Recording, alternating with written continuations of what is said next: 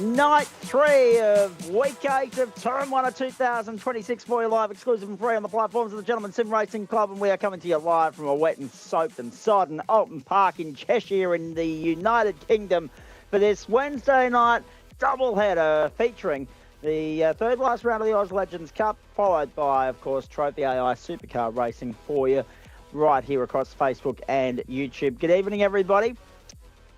Same driver lineup as what we've seen all week so far. Zach Cabe and Adam Lavis with you. Dan Yeaman, a late omission due to real-world work commitments. Adam Lavis becomes the sacrificial lamb once more. He would have loved to have got out there and tore it up in the wet tonight, but he's in here with me instead. Very rapid-fire edition of Wednesday Night Motorsport for you, ladies and gentlemen. There'll be no post-race show tonight. That's the big news off the top. Our mate has a 3:45 a.m. alarm tomorrow morning, and I do not envy him in the slightest because I only got home at 2:40 a.m. Eastern Daylight Time this morning myself. It's absolutely chucking it down for the first two races tonight.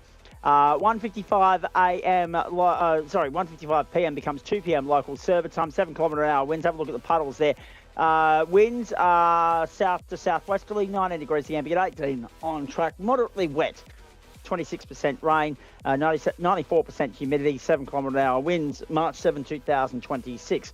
Depleted field tonight. It looks like my old mate Sam Chapman's going to be brought undone by a state election, and serves him right. But he has the championship lead at the moment by 56 points. The good thing for Chapo is he has got a drop round up his sleeve at his disposal. He can burn that tonight, and he'll stay on 300. And actually, no, he'll probably go to 300 and he loses the best, 350. Yeah, he loses the worst, the best of the two drop rounds there and replaces it with a 0. Brookfield and Funslow tied for second at the moment on 244 and 242 for Brett Barker, make up the top 4. Hilton Booth just outside the 200 marker on 198, a distant 5th at the moment. Grid, Ryan Jones, another pole position in the Oz Legends Cup. I'm looking for another Wednesday double.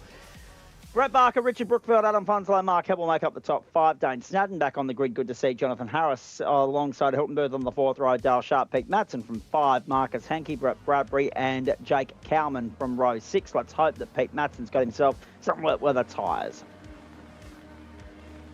Will we see Marcus Hankey and Jake Cowman? No, we won't. Off and racing. Let's go to work. First one of the night at Oulton Park. So it's a depleted field. Have a look at them slipping and sliding through turn 1. Matson will rejoin the field at the back in 10th. He'll come out top a shot there in just a moment. Good on your pistol. Brett Bradbury, the beneficiary of all those demises. He's up +3 at the moment. Status quo at the front. Funslow down the inside. Hipping and shouldering with Brett Barker. Very early on. Supercars on the full circuit, minus one of the chicanes a little bit later on, so looking forward to that. Adam Lavis, good evening to you. Wet night ahead. At least for these ones, not sure about the V8s, have to have a look, but yeah, a bit damp out there for these little cars, so it'd be a little tricky for them, but they do have wet tyres now, so they at least have a bit more grip than the semi-slick they normally run, so be a little tricky, but I'm sure these boys will handle it the best they can. Oh, Pete only found that out the hard way, didn't he? That they've got wet tyres. Oh, I think during the practice session it was sort of getting close to that cut-off point, but it wasn't there yet, so a couple of gambling. I'm wondering if Pete was trying to see whether that was a threshold, because he was like one of only 2 people on the dryers in the practice, but yeah, as soon as qualifying came it was like this, so everyone's been in the wet since then. You get huge Wednesday night of sport for you, ladies and gentlemen. Of course, I mean, I've got one eye on other things that are going on at the moment. We've got, I'm a fair bit, Johnny Harris, PC has done the old SH1T on the grid for him. Oh dear. So that's why Harris isn't in the mix. What about Hankey and Common though? He could, if he wanted to, he could probably still rejoin for race 2, so it's up to him though. Absolutely he could. Absolutely he could. That's if the PC has un-SH1T'd itself. Interesting. Now, yours truly has been in catch-up mode most of the day, just getting back into the swing of things here. Having got home in the early hours this morning, unpacked everything, etc., etc. big night of sport, even though I won't get to see too much of it. We'll stay across it for you as best we can on the platforms of the GSRC. Have a look at this. There's no windscreen wiper on these things. No. Have a look at that. That's one hell of a view, isn't it? Because the spray's going to come up onto the screen. Hopefully they've got some sort of dissolvent thing. We used to have it on the go-kart helmets. You used to have to just spray some sort of ointment on the visor so that, you know, the water would be disposed of manually without the assistance of a windscreen wiper. We didn't have one. Would have been such a handy addition to the helmet. Massive slide through the chicane. 2 spots, loses out to Funslow and Brookfield. It's lively on a Wednesday night. He drops to 4th. Dane Stanton is 5th. Mark Heppel, Dale Sharp, Hilton Booth and Brett Rudd with the top 9. Pete Matson rejoins in 10th at the back of the field at the moment, but that's good enough for the invert pole for Pete, so that's good. Hey, just quickly, I got back at 2:40 Eastern Daylight Time this morning, so I've still got to catch up on now 6 episodes of Home and Away and 5 of Australian Idol, I think it is, that I'm up to. Maybe 4. I think I got last Monday nights in because we didn't broadcast live. So I've got a very full sheet ahead of me the next couple of days. I've also got 2 broadcasts to do here tomorrow and Friday afternoon, more on that a little bit later on. So I won't get too much of a chance to dive into the sport that's happening at the moment until probably the weekend when I play catch up. But at the moment, Tasmania are playing New South Wales in a rain-shortened domestic one-day cup final down at the Blunston Arena in Hobart. The home side, they've got 11 balls to survive. They are 9 for 117. New South Wales have been clinical with the bat. They've done a brilliant job, but the job's only half done. They're going to have to actually go out there and chase that very shortly. Be a quick turnaround to get the 22. Oh, no, it doesn't matter. It's all over. Caught behind, I think. So, wicket taken, and Tasmania have bowled New South Wales out. Sorry. Other way around. New South Wales have bowled Tasmania out. So, Jonathan Harris has got himself back out on the track. Thank you, Adam Lavis, for pointing that out. That's good to see. It doesn't matter. He's 4 laps down. He'll do well to be classified. It's a 15-lap race. The times are 1 minute 16.042. So, that's 4 laps every 5 minutes. Race distance 12. He's 4 down. Maybe 3 down. So, he might still be able to be classified.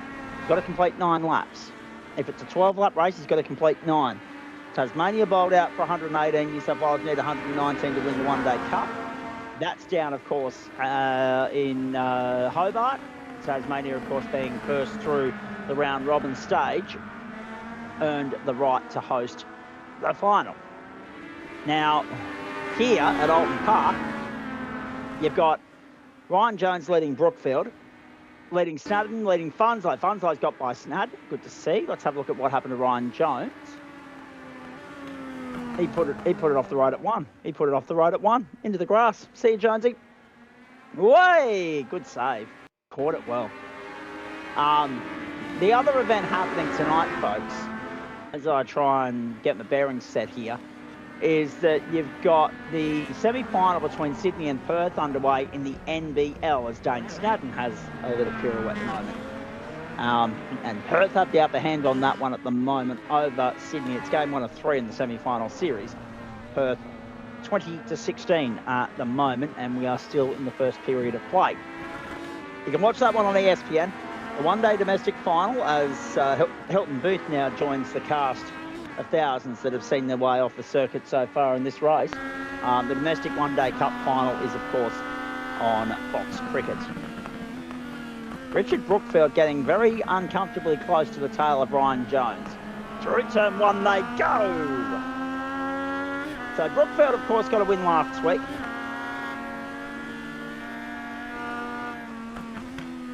It's nice to see him join the winners list at the circuit Gilles Villeneuve in Montreal. Jonesy's on the grass again. Have a look at the standing water on this racetrack. It's unbelievable. Brookfield trying to get the run. Up the hill.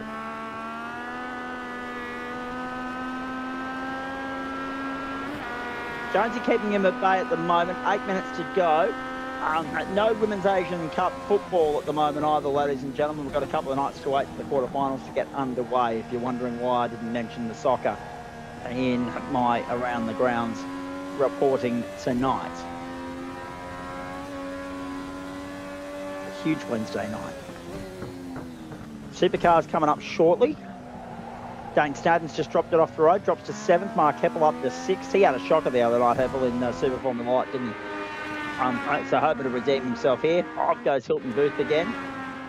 Pete Matson still remains 9th. He's now got past Brett Bradbury. So Bradbury, unfortunately, has taken to the wrong part of the racetrack and taken a while to get back on because he was well clear of Pete and then has lost 16 seconds to him. So Brett Bradbury at the bottom of the circuit. Oh, yeah, this is deep. And then there's the loop and there's the cloud.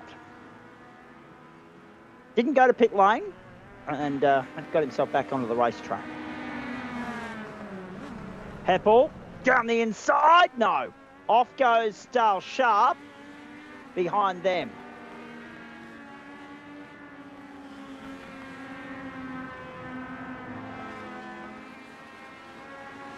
Yeah, just repeating, I got a little bit tongue-tied there earlier, getting my New South Wales and my Tasmanians mixed up. They both observed daylight saving, so they're both more progressive and civilised than Queensland. But yes, it was Tasmania batting first, New South Wales chasing, and Tasmania bowled out for 118. Sharp through the back of the circuit. Here comes Dane Snadden. A lot of excitement with the arrival of St Petersburg, of course. iRacing releasing their teaser in the early hours of this morning. Snadden blasts straight past Dale Sharp, moves up into 6th. Hang on. Is that the sun poking through? Yes, it is.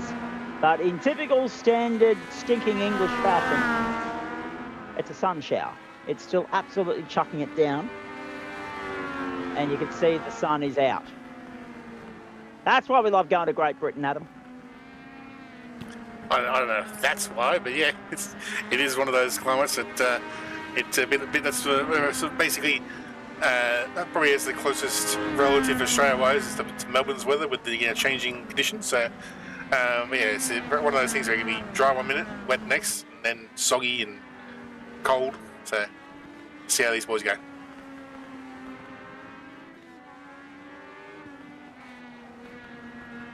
Along the back of the circuit, it's Snadden. Oh, off goes Brookfield. That'll gift Ryan Jones, and Snadden's now off as well. That'll gift Ryan Jones the leverage he needs, the space he needs, the breathing space, that is, that he needs to consolidate the race lead. The boys have done really well to withstand the pressure at this point. Off goes Pete. Unfortunate. But he gets back on and still well ahead of Brett Bradbury. Ryan Jones, 3.9 to the good. He's snapped under pressure from Booth. Booth around the outside. Now the crisscross switch back up and under. No, not going to work. Ryan Jones just leaves out to 4 seconds. Lap 9. We anticipate 12 laps here, folks. But as you can see on your screen, it's been capped at 11. We would have got 12. Damn it. Pete Matson off the road again. Come on, Pete. You're on the wet tyre now. There's no excuse at this point. Why are we capped at 11 when we can get... we're just gifting iRacing money back. It's lovely. So you have to ask Keeney how his calculator works. Yeah, exactly. He's not talking to the Zaculator, that's for sure.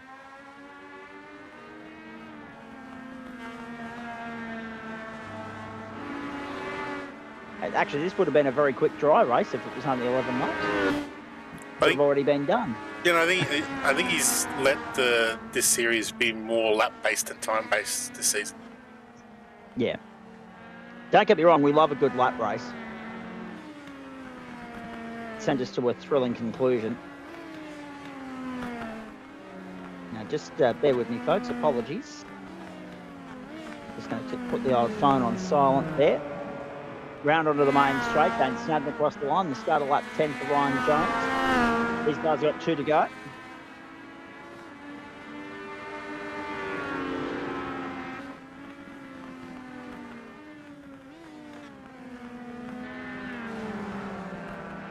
Snadden through turn 1. Closest battle on the racetrack, this, folks. Whiskey Business Racing versus Team Kraken. And Pete's off again. Same spot of the circuit as previous. And Brett Bradbury's off at the same time. Hang on. A second moment through turn 1 for Ryan Jones. Oh. Solid save that. Well done.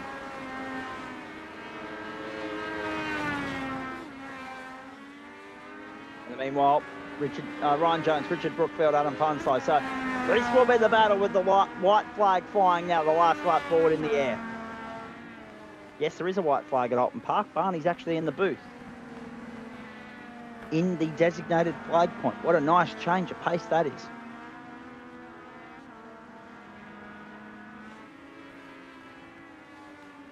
We've got some supercar racing from here to come, folks.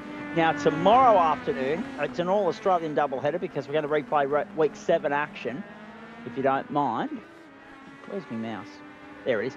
From the GT4s and the Porsche Cup. From Mount Panorama and the Adelaide Parklands.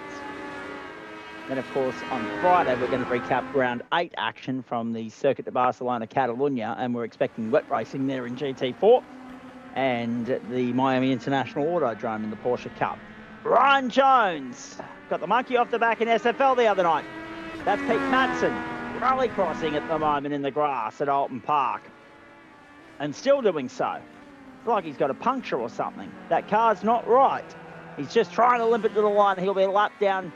John O'Harris has managed to get within 3 laps of the race leader, so he should maybe just be classified on 75%. We'll wait and see. Ryan Jones victorious, holds off a fast finishing Richard Brookfield. Adam Ponslow into third. Barker, Mark Heppel and Dale Sharp make up the top 6. It's a winning week for Ryan Jones.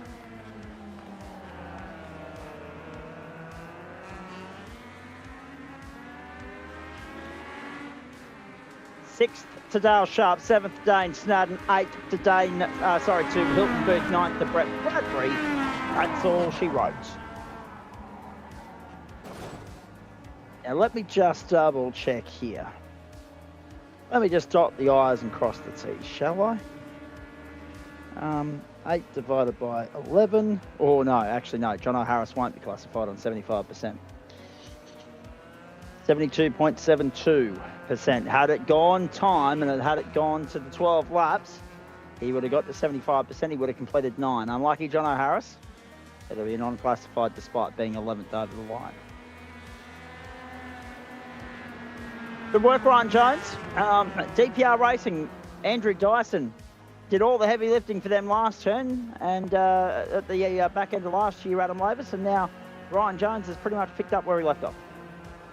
Well, yeah, Dyso's been focused more on the Porsches this season, putting all his efforts in there. So, Ryan Jones taking up the mantle in some of the support races, but also having a bit of a good showing in a couple of series, like the GT3s and other things like that. So, he's there or thereabouts at most whenever he's on track.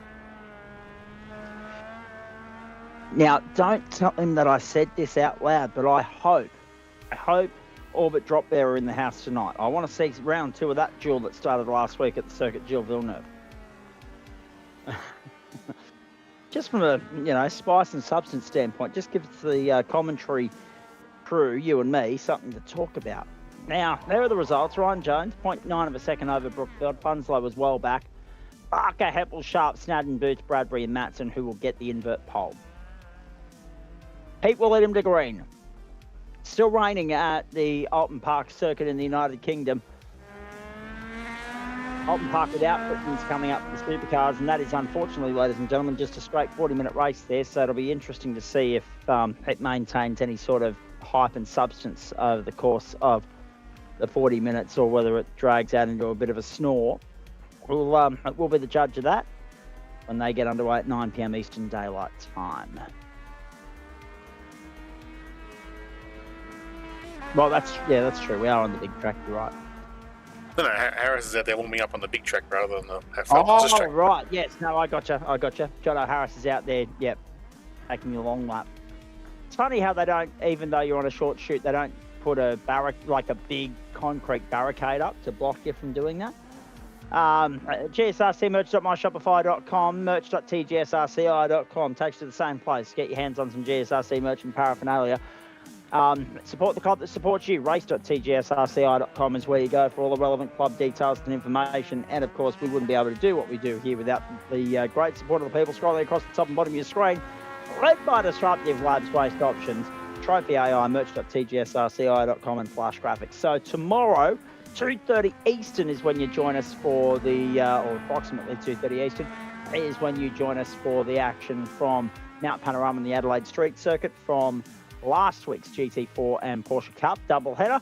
And then Friday at the same time, 2:30 Eastern, we will bring you all the action from the Circuit de Barcelona, Catalunya, and the Miami International Autodrome, respectively, for GT4 and the Porsche Cup. Next week, we are endeavouring to bring you the Enduro for the Porsche Cup live, a full 1 hour of racing from 10 p.m. Eastern Daylight Time.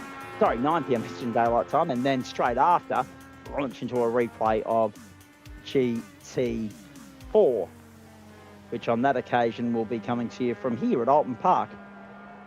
Geez, we're getting a fair bit of double-ups this term, aren't we, Adam? I mean, Miami's getting a good run, understandably. Adelaide's getting a regular run. Sebring's had a few. Guernseys, Oulton Park's got a few. Circuit Gilles Villeneuve's had a few. With all the different tracks we've got to play with, we've done well with doubling up here.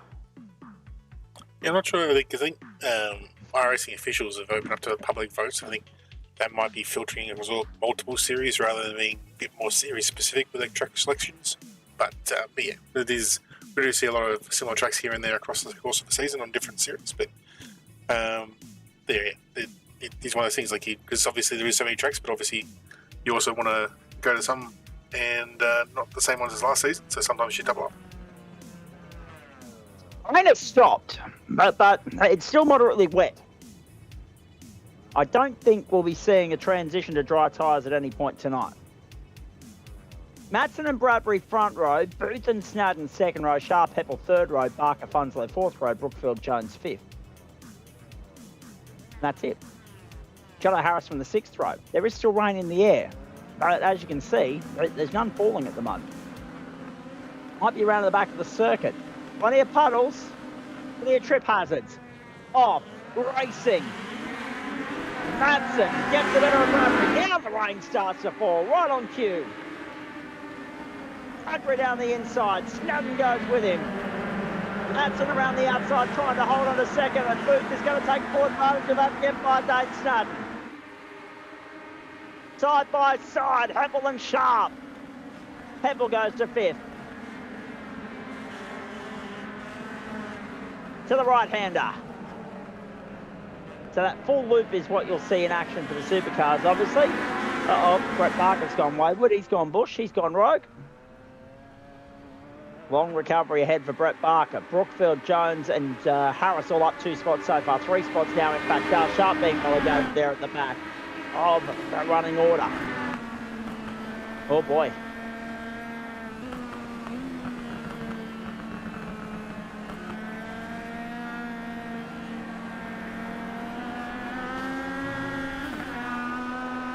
That's a hairy ride for Richard Brookfield, but he gets up the outside of Pete Matson, who was wobbling all through that corner, and Ryan Jones is now squeezing down the inside. Jonesy going to position number 5. Mark Heppel gets by Brett Bradbury. Dane Snadden leads the opening lap at Oulton Park. Oh, Pete. Uh-oh. Goodbye, Pete. In the wall, in the Armco. That's a wrecked race car, I think. It certainly wrecked his chances of running at the front end of town. He might have to lift that one back for fast repair. Yes, he does. He's not limping it, he's towed. And he's departed. Pete Matson's done.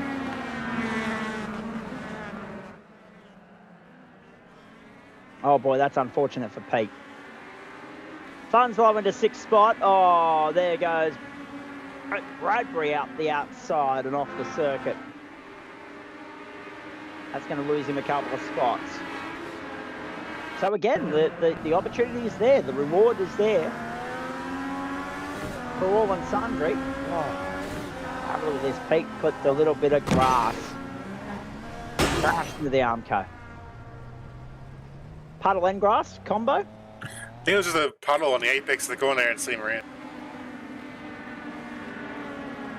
Oh dear. Here comes Bradbury. This was his moment. Too deep into the corner. So again, the point is there. Mark Heppel's now made a mistake as well. He's run off the road.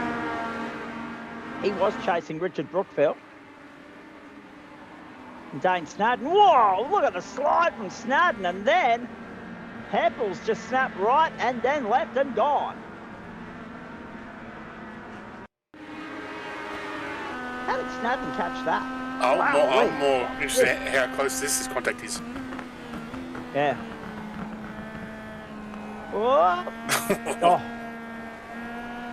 How lucky is Richard Brookfield?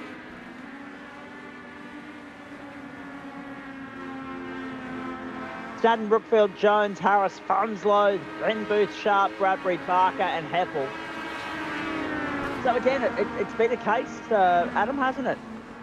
If you can keep it on the black stuff, the reward's there for the taking, but there's been so many people bring themselves undone. There hasn't been much in the way of a contact car and car incident, you know. It's just been all single vehicle affairs so far. So we have more driver versus puddles at the moment. Yeah. You saw what it looks like in the cockpit earlier, without the windscreen wiper.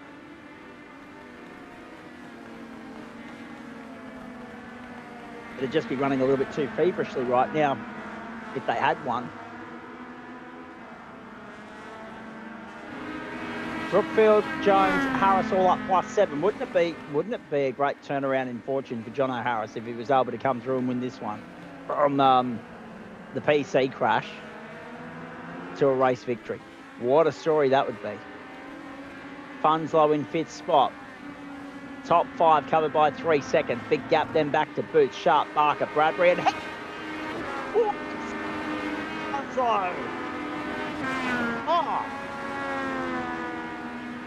How did he catch that? You are just centimetres or milliseconds away from trouble tonight at Oulton Park. Funslow obviously notably loses a couple of seconds to the pack, but it could have been so much worse.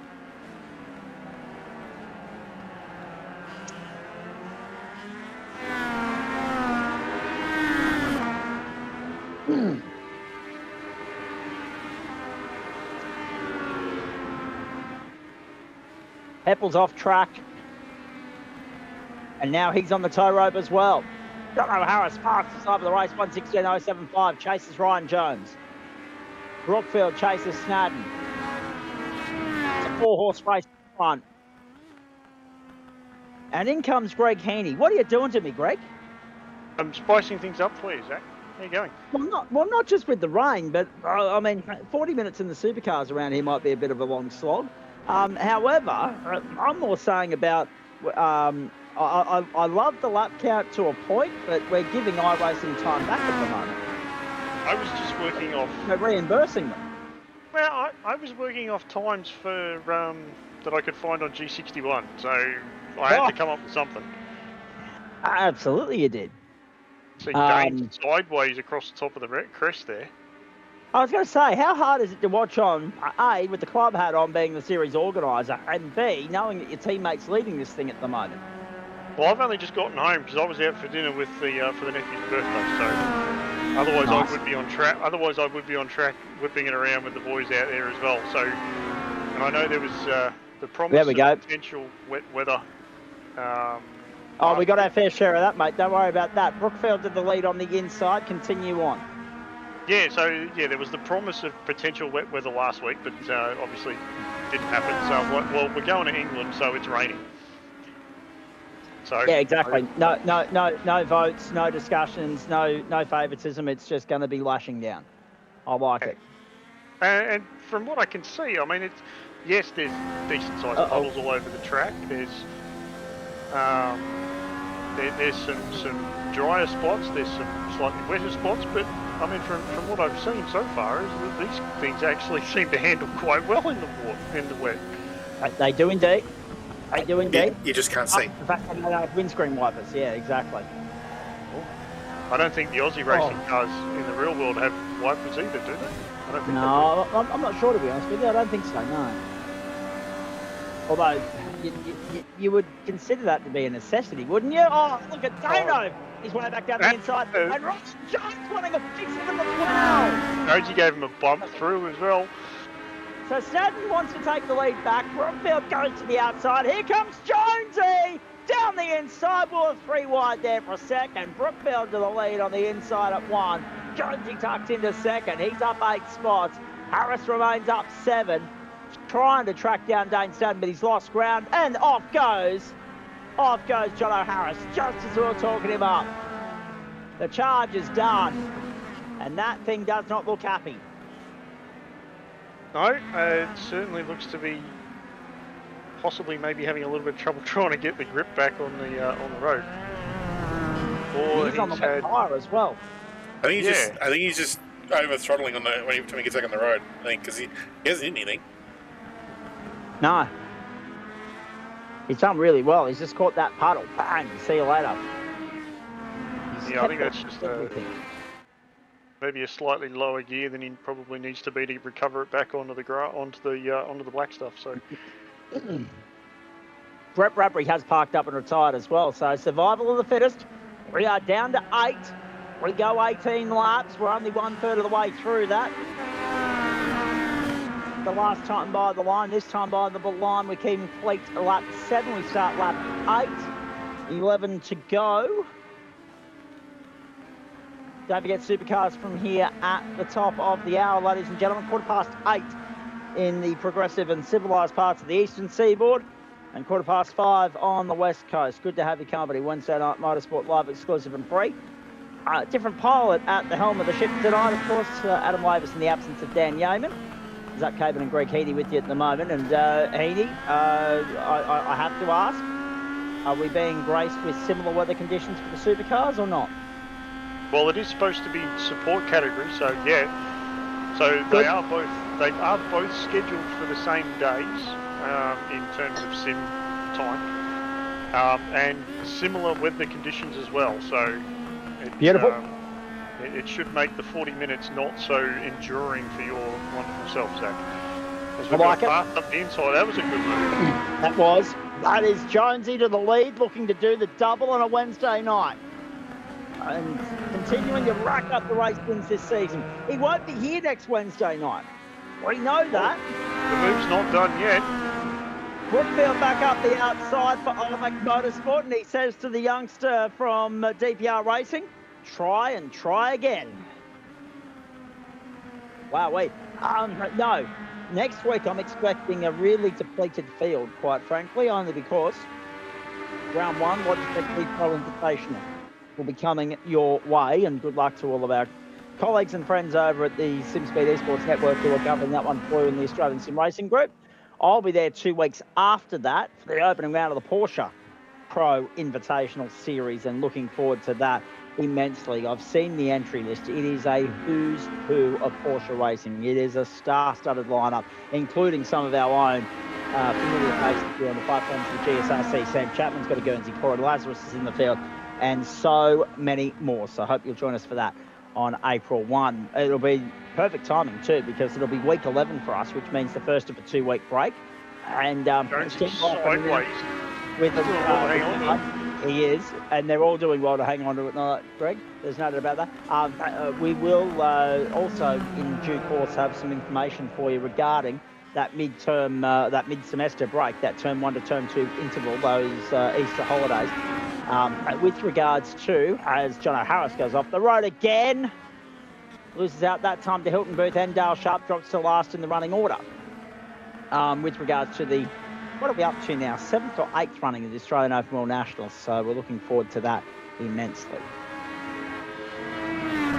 7th, I think. Pad 6, this will be the 7th. Yeah, I think it's the 7th. And it'll be interesting too, because obviously we were going to run it on the Wednesday night.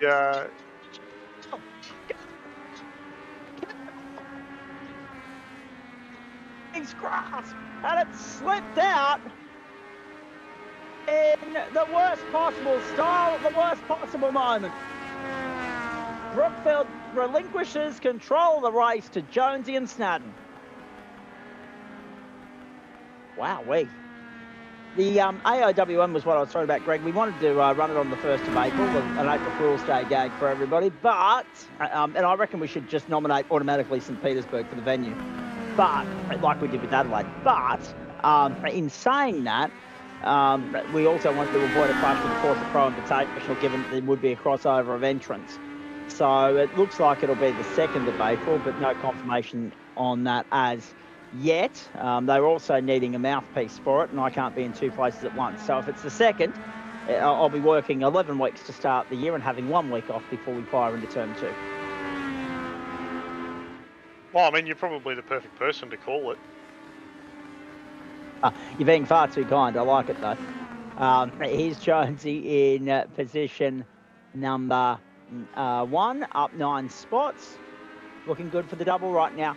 Still got 7 laps to get through, and even he has not had a faultless run tonight, Greg. I don't know if you saw it, but he bowled it wide at turn 1 twice in the opening heat. Yeah, no, I didn't actually catch that. As I said, I was out for dinner, so I caught it. I caught a little bit of it just to see if the predicted rain that I had put onto the server did actually decide to show up, because it's the Tempest weather system. As we've got Dane going for a move up the inside, see if he can get this one done. And I did see that it was actually raining. Well, it's not over yet. This was happening the last time on the last couple of laps, and it was then taken back on the outside, so he's managed to hold on to that one. But, yeah, no, so I checked it on the phone to see if the rain did actually show up. It's like, well, that's a good thing that it is actually shown up, as I'd hoped. So there's every chance that it should, touch wood, hang around for the supercars. And, yeah. So I didn't actually catch Jonesy's little mishap on the first couple of laps. So actually, just reminding myself, Greg, of the appropriateness. Actually, the irony of that SpongeBob SquarePants livery for Ryan Jones, considering that these are very SpongeBob-like conditions. Actually, he'd be right at home with the amount of water around him at the moment. Yeah, that is true. Lives under the sea. Yeah, exactly. So this is actually, you know, the writing's on the wall. It'll be just poetic beauty for Ryan Jones to come through and get past Dano. But if Dane can get to the line, new race winner on the Oz Legends Cup winners list. Here goes Jonesy again, to the inside. Can he do to Dane what Snadden did to him last time through? Yes, he can. Down the inside, Snadden puts the jandal into it on the outside. Be careful of the puddles, Dane. Up the hill we go. Whoa. Still side by side. 6 to go.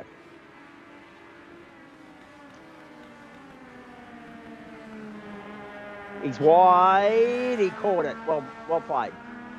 Here comes Snadden again. Still side by side. Not quite. I can understand why he wants to go on the switchback, because it gives him a little bit of clear air. He's not getting all the spray in his face as what he would normally be. Yeah, you'd probably be a little bit soggy in one of these cars. And if they did the physics like they did the for the Aussie racing cars, which if they ever do, good move there. If iRacing ever do actually damn the Aussie racing cars, I reckon they'll be probably a mainstay. I would certainly predict. I know I'm still waiting for for Hyundai Excel. Yeah, that'll be good too. Let's see if we can find enough spare parts for them. Correct. But if the Aussie racing cars actually get scanned at some point, the last time I saw them race was at Adelaide in the rain, and the windows were fogging up. Yep. John O'Harris has departed exit stage left. He's pulled up and retired. So now we're down to 7. And Harris only needed to complete another lap to be... Actually, no, he needed to complete another 3 laps to be classified on 75%. So only 7 points paying positions out there at the moment. Dale Sharp only needs to finish to score 7. He's 5 seconds behind Hilton Booth at the moment. This is the only battle on the racetrack, and Richard Brookfield will be hoping to latch back onto it. Funslow as well has lost out completely, but he's got Brett Barker covered off well and truly. 18 minutes gone, or near enough to it. are on lap 14, sitting off the road very briefly. That'll be enough to gift Ryan Jones the lead back. Kicked up the grass, but kept the boot into it, kept it straight somehow, and stays within an earshot of the race leader. Remember, Sam Chapman watching on helplessly at the moment, sorting through envelopes in the lead up to the South Australian state election. And I can't help but feel as though a few Victorians might, like Jonesy, might view that as karma, considering that his state and the politicians within it have poached the MotoGP away from the island. So it's a little bit of indirect karma for Chapo. But see, this is the thing, he can't take a trick, Kenny Chapo. He's either booked flights terribly poorly scheduled and gone away on holidays and lost the championship that way, or he's had to, like a school teacher, take his work home with him. Yeah, unfortunate, but it is what it is, and sometimes you've just got to do what you got to do. So, myself tonight, I had other commitments I had to get to, and so good to see at least one of my guys is out on track. I was hoping I might have seen Aiden on track as well. Need to twist his arm to be out there for the grand finale, because I'm going to have to push to see how many of these things we can get on for Adelaide for the final round. Because I reckon 30 of these things booting around Adelaide should be pretty good. I reckon if we can get 30 cars on track. We absolutely want a full field there. The more the better. Only because it is A, the grand finale, and B, Adelaide. Just updating you folks, New South Wales 1 for 14 in their chase of 119 to win the one-day domestic competition here in Australia this summer. Tasmania bowled out for 118 earlier in the day in a rain-revised 22-over fixture. So the rain's everywhere tonight. It's in Tassie, and it's also at Oulton Park in the United Kingdom. Jonesy leads Snadden through turn 1. 3 laps to go. Snadden the fastest lap of the race. There you go. 1:15.563.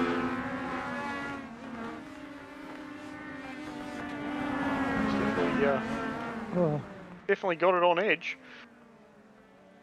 Yep. Jonesy only needs to cough or splutter here, and Snadden's going to be through. This is not done. This is not a foregone conclusion. They've shaken off the threat of Richard Brookfield for the moment. I would say this is not going to be done until they get to the line. Correct. It took their photo finish. It does look like Jonesy's carrying a little bit of damage on the rear push bar, so someone's giving him a good old nudge, but these things are pretty tough. Like even the spin I had the other week at Miami after bouncing it off the wall, I was surprised that all I did was break the front left suspension, but the rest of the car was practically fine. So that was a bit unfortunate on my part there, but yeah, no, these things can take a little bit of a battering. So Dane there coming through the last corner, a little bit of a slide, so obviously gifted Jonesy a little bit of breathing space. We'll see 2 laps to go. Yeah, we'll see if he can close that up and make another move on. What about that for a slide as well? Now remember, when we look at this series, the Oz Legends Cup, Jones is not in the points race at the moment. He's 9th, but he is crawling back through the field. Joel Hansen's not on the grid tonight. He's beaten Dale Sharp and Hilton Booth. He's going to close in. He's going to reel some ground back, but he's not at the moment any threat of catching Chapman, Brookfield, Punslow or Barker. Dane Snadden, fastest lap of the race. I will see the white flag this time by the line. We understand that a few of you have been watching another new Premier Motorsport program on Fox Sports this evening, so we appreciate you joining us a little bit late as you tune into Wednesday Night Motorsport. We've been here for a while now folks. Jonesy sideways into the last corner there. Don't close that gap up a lot. And by a while, I don't just mean tonight, I mean for 6 bloody years. Across the line we go, white flag in the air. One more time around. Jonesy Snadden to the inside. No, not going to get it done. Jonesy wide through the first corner, but he keeps it on the black stuff. Driving through the puddles at Oulton Park. He gets the double. Remember, of course, we're talking about a guy that has got 2 race wins to his name in this series already. They came in the same event at the Miami International Auto. Staying up the inside. The run. Snadden with the run. No, Jones is going to try and close the door. Snadden's still there. Jonesy's wide. Jonesy's wide. It's shades of Donington all over again. Well, it ain't over yet. I'm not going to jinx it, but it ain't over yet. To go. Have a look at this. Gun Snadden from 4th on the grid. Aim was wide there. He was wide. Jonesy's back down. He's inside, taking the lead back. It's anticlimactic for Dane Snadden, potentially. He's got to get the run off the final corner. He doesn't. Ryan Jones to the line. Oh, run, Bob Square Jones. Have a look at him. Have a look at him. The double for SpongeBob. Oulton Park. Dane Snadden in for second. Richard Brookfield, Adam Fonslow, Brett Barker, Hilton Booth and Dale Sharp. Oh, he had it and he lost it and he had it again on the final lap. Heart and mouth stuff for you, Greg Heaney, no doubt. But what a charge from Dano. Yeah, no, it's good to see him on the grid and get a decent result out of that. I know the guys have been having some pretty good fun with these cars, so it definitely works well. Even on the shorter tracks, I mean, even the longer tracks like we had at Villeneuve the other week, it works well. Probably more so there because you've got more drafting capabilities for some longer sections of the track. But even on the short form tracks, it's been a heap of fun to drive. So, indeed, it has. There you have it, folks. Jonesy does the daily double, and he does it here in the 8th round of the championship. In weather better suited for ducks and SpongeBob's at Oulton Park in the United Kingdom. Haha. Ryan, Bob, Jones pants, hey? How about that? Dane's going to join us for a chat. Jonesy's probably jumping straight into the supercar, knowing that he's got to get his head around a bit longer configuration of the course and also the very similar conditions. We wish him the best of luck with that. We may get a chance to briefly chat with him and him only at the end, but it remains to be seen whether we will actually be able to do that or not. What a great performance. And that's the thing, Greg, to finish the point that I wanted to make before we have a chat to your teammate. The reality of the matter is that he and Sam Chapman are now the only drivers to do it twice, double up and win on the same night. Well, Chapo's done it once, Jonesy's done it twice. So it's been done 3 times by 2 drivers. It's good to see that he can go out and win and then go out and back it up. And to do it twice in 3 weeks, he wasn't here last week. He got derailed by, of course, a late departure from the Grand Prix setup day. But he's the form man at the moment, is Ryan Jones, in this Oz Legends Cup. Yeah, and it is good to see guys doing the double, and even with the reverse grid, like even some of the times just trying to get past certain cars around certain sections of the tracks, it does make it difficult, but it certainly obviously makes it good, interesting racing, and trying to navigate your way past certain cars and different drives and stuff. So true to form. Now, how were there so many grid spots empty there? Well, I agree with you, Steve.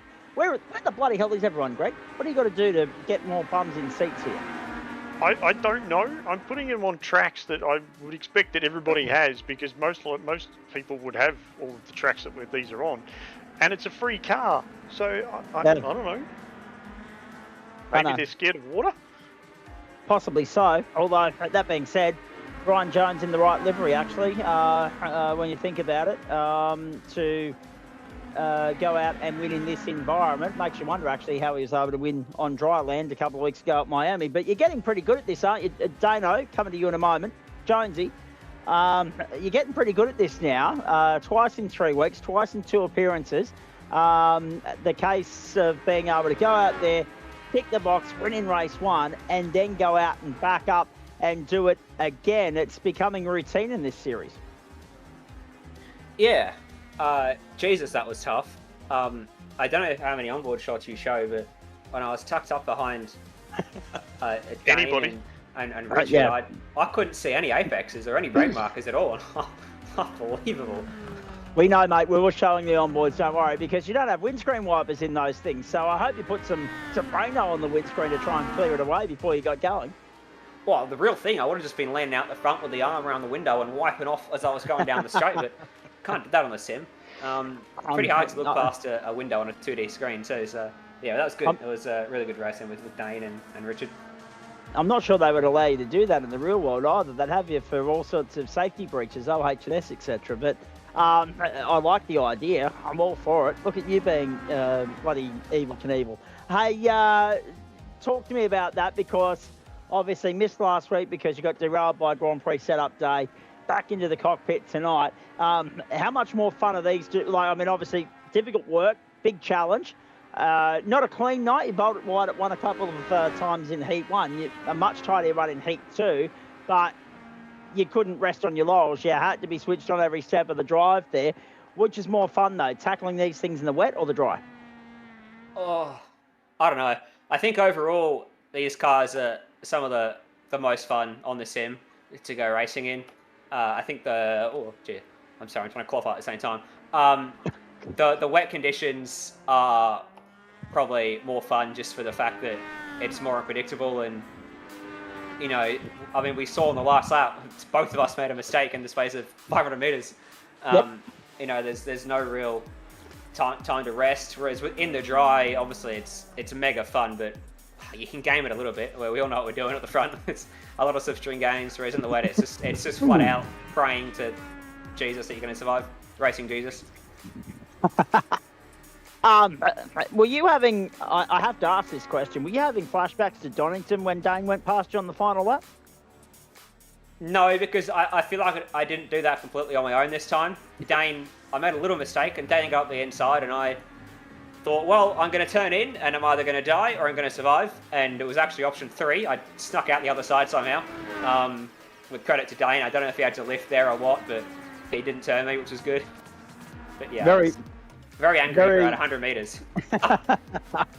Very good gentlemanly etiquette, I think, on all parts. Now, tell me, we don't see you next week, so it's a bit of a hit and miss sort of run for you in this series. It's only the Hungaroring, so you're probably not missing much. But then the week after, 3 races in these things around Adelaide, and Greg Heaney's on the recruitment trail trying to get, recruit some troops and maybe boost the grid up to 30 entries. How much are you looking forward to coming and having a steer around Adelaide in a couple of weeks? What's next week? Hungaroring. Oh, Susan. Oh, okay. Yeah, no, I probably won't be here next week. Yeah. That's how much effort I'm putting into that series. Greg, Hungaroring for us. Hungaroring for us. Sebring for them opening round of the V8. Oh, right. Yep. Yeah. I know Jonesy's schedule better than he does at the moment. But anyway, Jonesy, your thoughts on Adelaide, please. In these cars, it's gonna be crazy. Had a good mate win the championship there on an Aussie car end of last year, so might hit him up with some tips. Exactly. Absolutely. Use the sources to your advantage, buddy. I know there's a few people you probably want to thank for that, but before you do, give me your thoughts on same track, albeit different configurations, same weather conditions in the Supercar in a few minutes' time. I can tell you, qualifying, I'm on 6 and I'm doing well. So, in terms of staying on track, so it's dry at the moment. Hopefully, it starts raining soon because I need something to get me up to space. It should be fun. Going to be pretty rough and tumble, I think. Supercars around this place doesn't offer up a whole lot of overtaking opportunities. Well, there is a puddle. I just found a puddle. There we go. Rough and tumble. We saw plenty of that last week, so I'm interested. I'm looking forward to round 2 tonight. There's no doubt about that. Go and get amongst it, mate. I won't hold you up any longer. Who do you want to thank? You've always want the broadcast, everyone at GSRC, and hopefully, and everyone that showed up tonight. Luckily, in these things, you can have a good race with 10 cars. Yes. High Performance Media, Staff, Land Free Transport, what sponsors it? High Performance, DPI Racing, and yeah. Actually, there should be water on the way. Right, there we go. Yes. Jonesy, I'm liking the onboard commentary so much, I'm now tempted to invite you back to do an onboard lap live for a Stick Johnson style a little bit later on. Would you be keen to do that for me? Considering I've just had 3 attempts and not set a single lap time, no. I thought I'd make the offer. I thought I knew the answer, but I thought I'd at least extend the invitation. Thank you, mate. Appreciate it. Oh, no. Dano Snadden, well done, mate. Great performance. I mean, 7th in race 1, but by gee, you took your opportunity with both hands in race 2, and it almost turned into a W. What a great 25-minute drive that was. They're a tricky little fun car to drive. I don't know why Greg's been talking them up in the team chat there for all season now, so I don't know why I haven't jumped in them yet, but I saw numbers were a bit low. Greg wasn't in there, and I thought I could stick it in there for Whiskey Business Racing. So exactly, we put the 3 in there and loaded up a livery. And first race was pretty terrible, to tell you the truth. Learning the car, learning the track. It was actually that warm-up session in between races where I figured out what to do and what not to do. So that made that second race a lot more enjoyable. As you probably saw on the TV screens at home there, boys and girls, that Ryan and I can't remember who came in third now. Richard Brookfield. Thank you, Richard. There was a ding-dong battle there for quite a while, so that was pretty entertaining. Indeed. Just going to give everybody an around the grounds update in a minute as well, because big Wednesday night, one-day domestic final in the cricket. NBL finals underway, Sydney and Perth as well. But continuing with Dane Snadden for the minute, you can thank Greg Heaney's nephew's birthday falling today for the fact that he wasn't in the booth with you tonight. But in saying that, mate, aren't you lucky that you got a team boss that spends most of his off-season, most of his 6-week off-season, either circling around in different multitudes of race cars, the Adelaide Street Circuit, or drawing up new liveries completely from scratch, considering that you've overhauled the look of Whiskey Business Racing entries over the off-season, so you can just preload and go. Mate, it took me 20 minutes just to find this livery, going through all these hard driver liveries in the paint studio there, but no, that was a good night. I have to thank, obviously, you guys in the booth. That's amazing. Adam running all the graphics, and obviously Zach with the dulcet tones there. Greg, Whiskey Business, Project X. What a great sponsor those guys are. I'm going to go and do some laps in some V8 supercars. Yeah, thank you very kindly, boys. I know you're done. Nothing else to add. Okay, beautiful. Well done, mate. That was a solid drive in race 2. Very well done there, and good to see you on the podium. So hopefully that's an omen for things to come in the supercars. Thanks, Zach. I'll take that on board, mate. Thanks, guys. There he is, short, sharp, and sweet. The one of the other, Dane Snadden. I guess we could add to Dano from you, Greg, and obviously elaborate on what's to come. We've got the supercars very shortly. We've got the Hungaro ring and these things next week. I'm a little bit worried about the lack of entries we might see next week. The thing that surprised me tonight, though, I mean, Dano was lucky in that regard that he had a couple of little slips along the way, but nothing detrimental. Brookfield had a moment, Funslow had a moment, Heppel had a moment, and then you had the guys that retired as well. Survival was key. Yeah, most definitely. I mean, particularly in those conditions. I mean, as Jonesy said, if you're tucked up behind somebody, you obviously don't have a windscreen wiper. It would be hard to see. I mean, they don't look like they kick up a lot of spray, but there's certainly enough there to cause you some angst when you're sitting behind somebody trying to see where on earth you're driving. I know I've driven around in, say, like the Porsche Cup cars and GT3s in wet conditions, and they have a windscreen wiper, and you still can't see 3 car lengths in front of you. So, well done to the guys for tonight, particularly Dane sticking it on the podium. But yeah, definitely in agreement with you, Zach. I think survival of the fittest with some of these. If you do drop out of the tow, it can make it difficult to claw it back. But if you can stick within a rhythm in these cars and so forth like that, it makes it a little bit easier to drive. So In the same way that AJ isn't being paid to spell Zach correctly, I'm not actually getting paid endorsements to send Shield Coach shout-outs, but I'll do it anyway, just because we've got time on our hands tonight. Good to have you boys tuning in. Go well. I take it jumping into the Supercar server in just a few moments' time, and considering that's a new handle that I'm seeing there, I feel as though we've got more new members joining the fold on the platforms of the Gentleman Sim Racing Club, so that's a good start. Hungaro Ring, not everybody's cup of tea, Greg, but again, as Jonesy said, and he was quite right with it too, there's your updated points, folks. So Chapo still has that 54-point advantage, but they are closing in. They are tracking him down. Brookfield, Funslow, 5 points the difference there.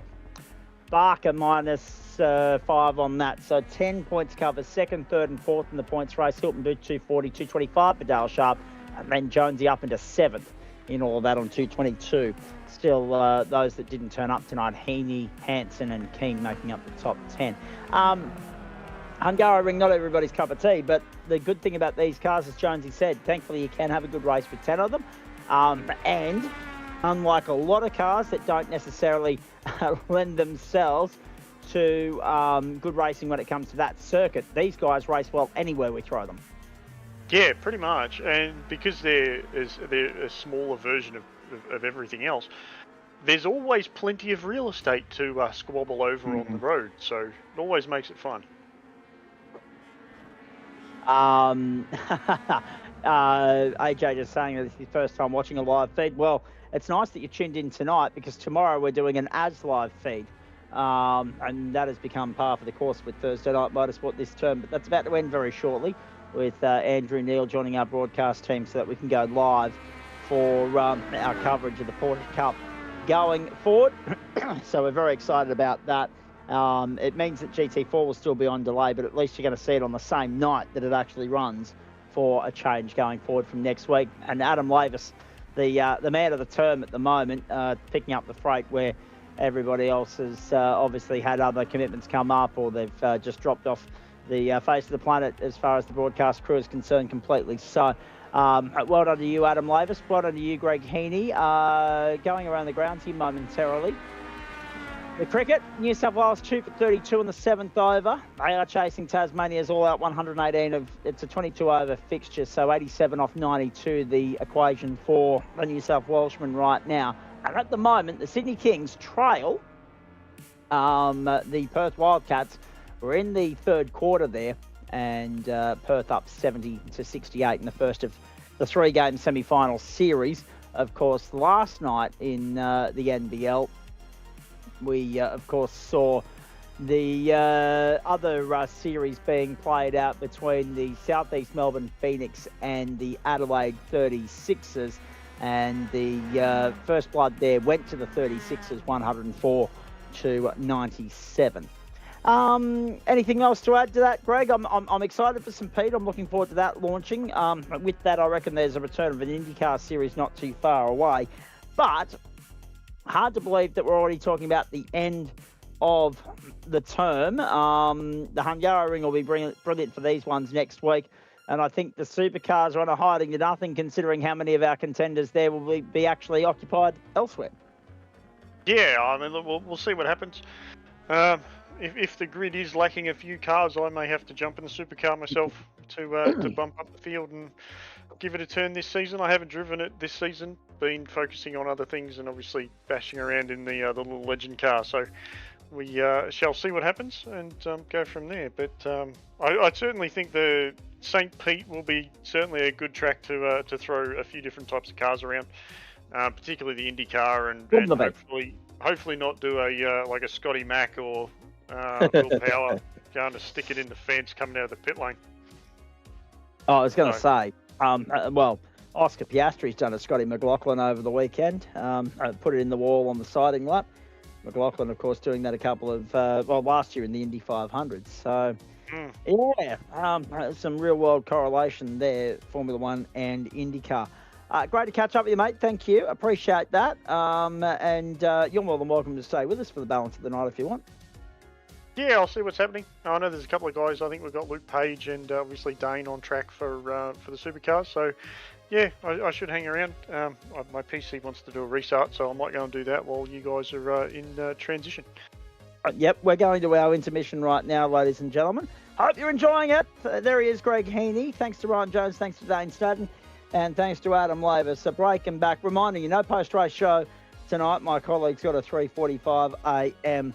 alarm. Normally it's not that bloody early, but considering that it is this week, no post-race show tonight. We'll be wrapping up and getting out of here as promptly and as swiftly as we possibly can, so that he can maximise the sleep. And I wouldn't mind an early night either, considering that I only got back into Ipswich at 2:40 Eastern Daylight Time this morning and only hit the hay 90 minutes after that.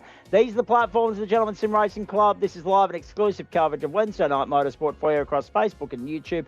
We're at 12 minutes to 9 on the East Coast, 12 minutes to 6 on the West Coast, 12 minutes to 11 in New Zealand, and everybody else can do their bloody maths for themselves.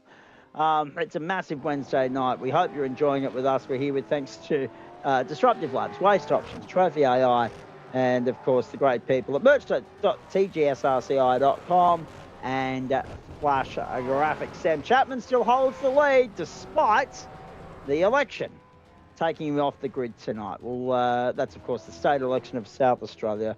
And on the subject of state politics, shame on the Victorians. I heard somewhere yesterday that next week the Commonwealth Games of 2026 should have been getting underway in Melbourne until, of course, Dan Andrews decided to pull the pin and shaft everybody involved.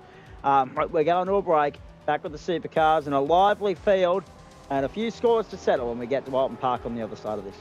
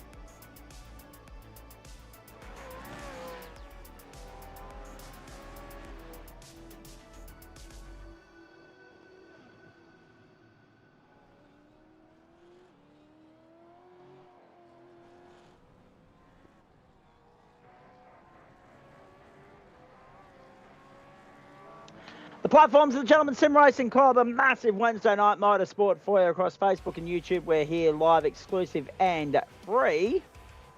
I'm going to get back to those political comments in just a moment, because if you want your combination of motorsport and politics in one broadcast, gentlemen, you've come to the right place. So thank you. Appreciate that.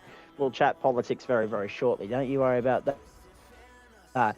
Although, that being said, I don't think the politics over there is anywhere near as cooked as it is in Victoria, but that's another story. This is the Oulton Park circuit in the United Kingdom. This is round 8 of the Trophi.AI Supercar Series. This is the last of the 40-minute races, because we go back to sprint racing next week at the Hungaro Ring, and then, of course, it's a 60-minute enduro from the Adelaide Parklands in week 10 on the subject of South Australia and politics. There you go. It's topical at the moment, considering MotoGP have poached South Australia poached MotoGP away from Victoria. Still trying to seek redemption for Formula One being poached by Melbourne all those years ago. It's a 40-minute race tonight. We are expecting rain. I'll update that weather forecast for you in just a few moments' time. 4.28 kilometres this circuit. It is Oulton Park without Brittens, so it is the extension of the circuit without the first of the two chicanes, and then all of the layout that you saw in use for the Legends earlier on. Greg Heaney's still here alongside yours truly and Adam Lavis. We're bringing you just the race tonight, ladies and gentlemen. No post-race show. Adam's got an early start, and that allows me to go and start catching up on home and away. So it's an early finish for me too. Jace Douglas continues to lead the championship, but they're bearing down on him, aren't they? They are reeling him in at a rapid rate. Jace Douglas, 282. Jake Slade, 262. Luke Page, 239. 43 points covers the top three in the points table at the moment. Alex Tzikis, Craig Bond. Good luck to Bondy buying a road car, getting ready to go and get his L's later in the year. Sam Chapman, also on 191, also not on the grid.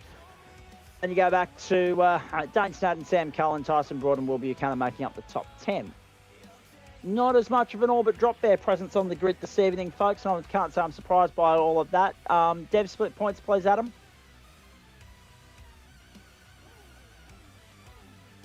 Let's have a look at that. Terry Marsh still in control, but only just. Bare inches in at 2 points to Andy Barber. Ryan Barber, 265. Those two have, in recent times, been relegated into the Dev split from the Elite split. Then you go back to Nathan Michael, 260, 221 for Kurt Normanton, and Dale Sharp, 211 points. Delighted to report that we've got 21 cars on the grid here, folks. Just depends on how many of them actually take to the grid. We were supposed to have rain, but so far it's dry. Not sure what's going on there. Let's hope the rain arrives, and when it does, it absolutely tips down. Typical Oulton Park style. Righto, grid looks like this. The front row dominated by Ryan Jones, who's on for a sweep tonight. He, of course, swept pole and the 2 race wins in the Legends, looking to do the double here, pole and the race win. Will Buchanan's alongside him, Sam Blacklock, Sam Cullen, Luke Page, Jason Douglas, then Johnny Banak and Alex Tzikis, Terry Marsh and Marcus Henke, the top 2 of the Dev split, making up the first 5 rows on the grid. Nikola Zubcic is the newest member of the crop here. He's there in 11th alongside Nathan Michael, Dane Snadden, Dave Oliver, Andy Barber, Ryan Barber, Kurt Normanton, Jonathan Harris, then Bobby Camo, Jake Cowman and Aaron Smith will make up this field. All on dries for the moment. 10:31 in the morning, local server time, 5 kilometre an hour winds. Can we bring that back, please, Adam? No rain in the forecast. A rare dry day in Great Britain. 6 kilometre an hour winds in a southerly direction, 90 degrees to the ambient, 19 on track, overcast conditions.